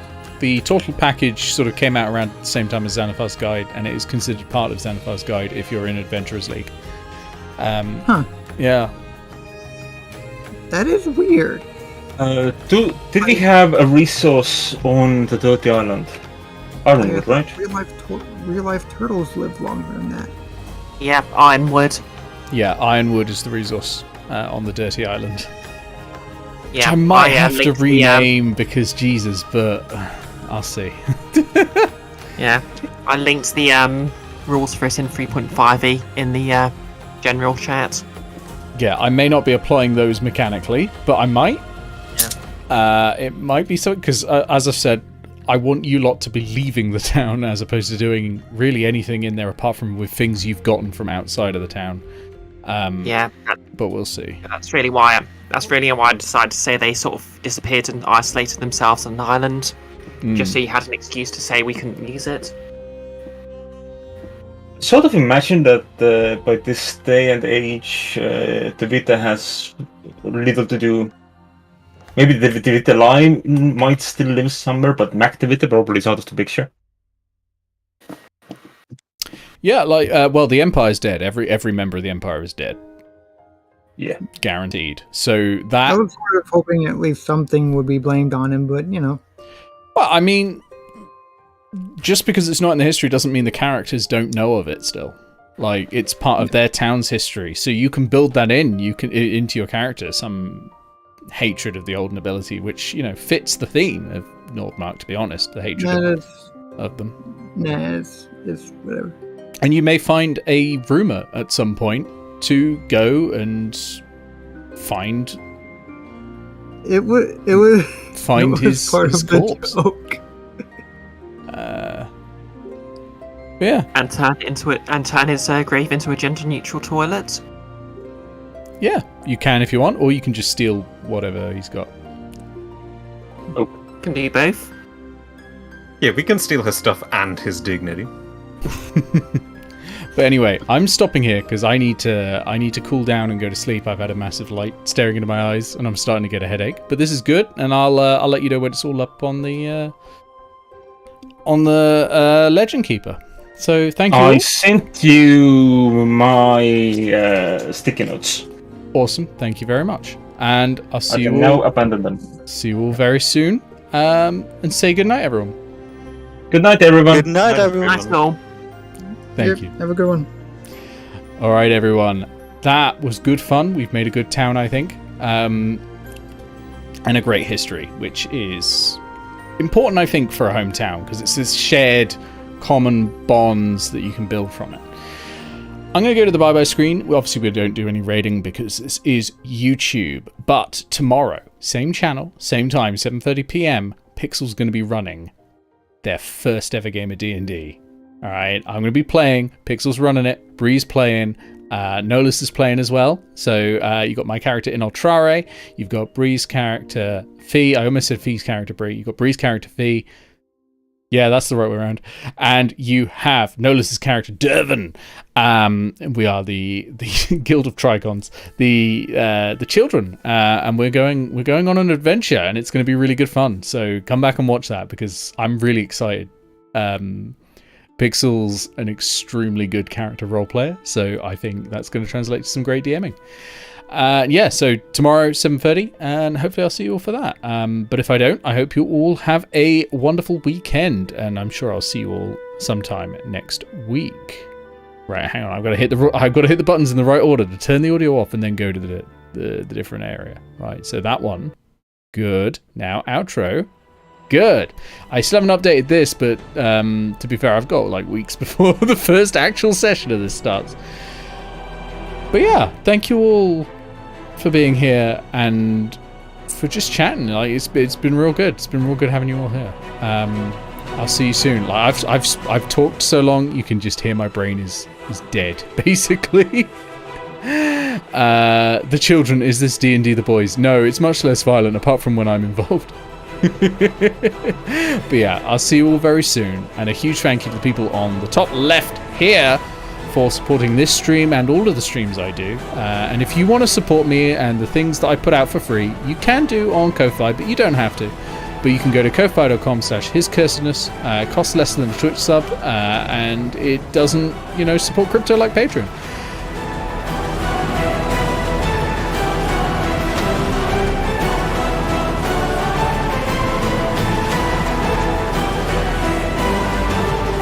Oh yeah, I'm going to be updating this to add on the county people. It's just I haven't updated this video screen yet, but that will be updated soon.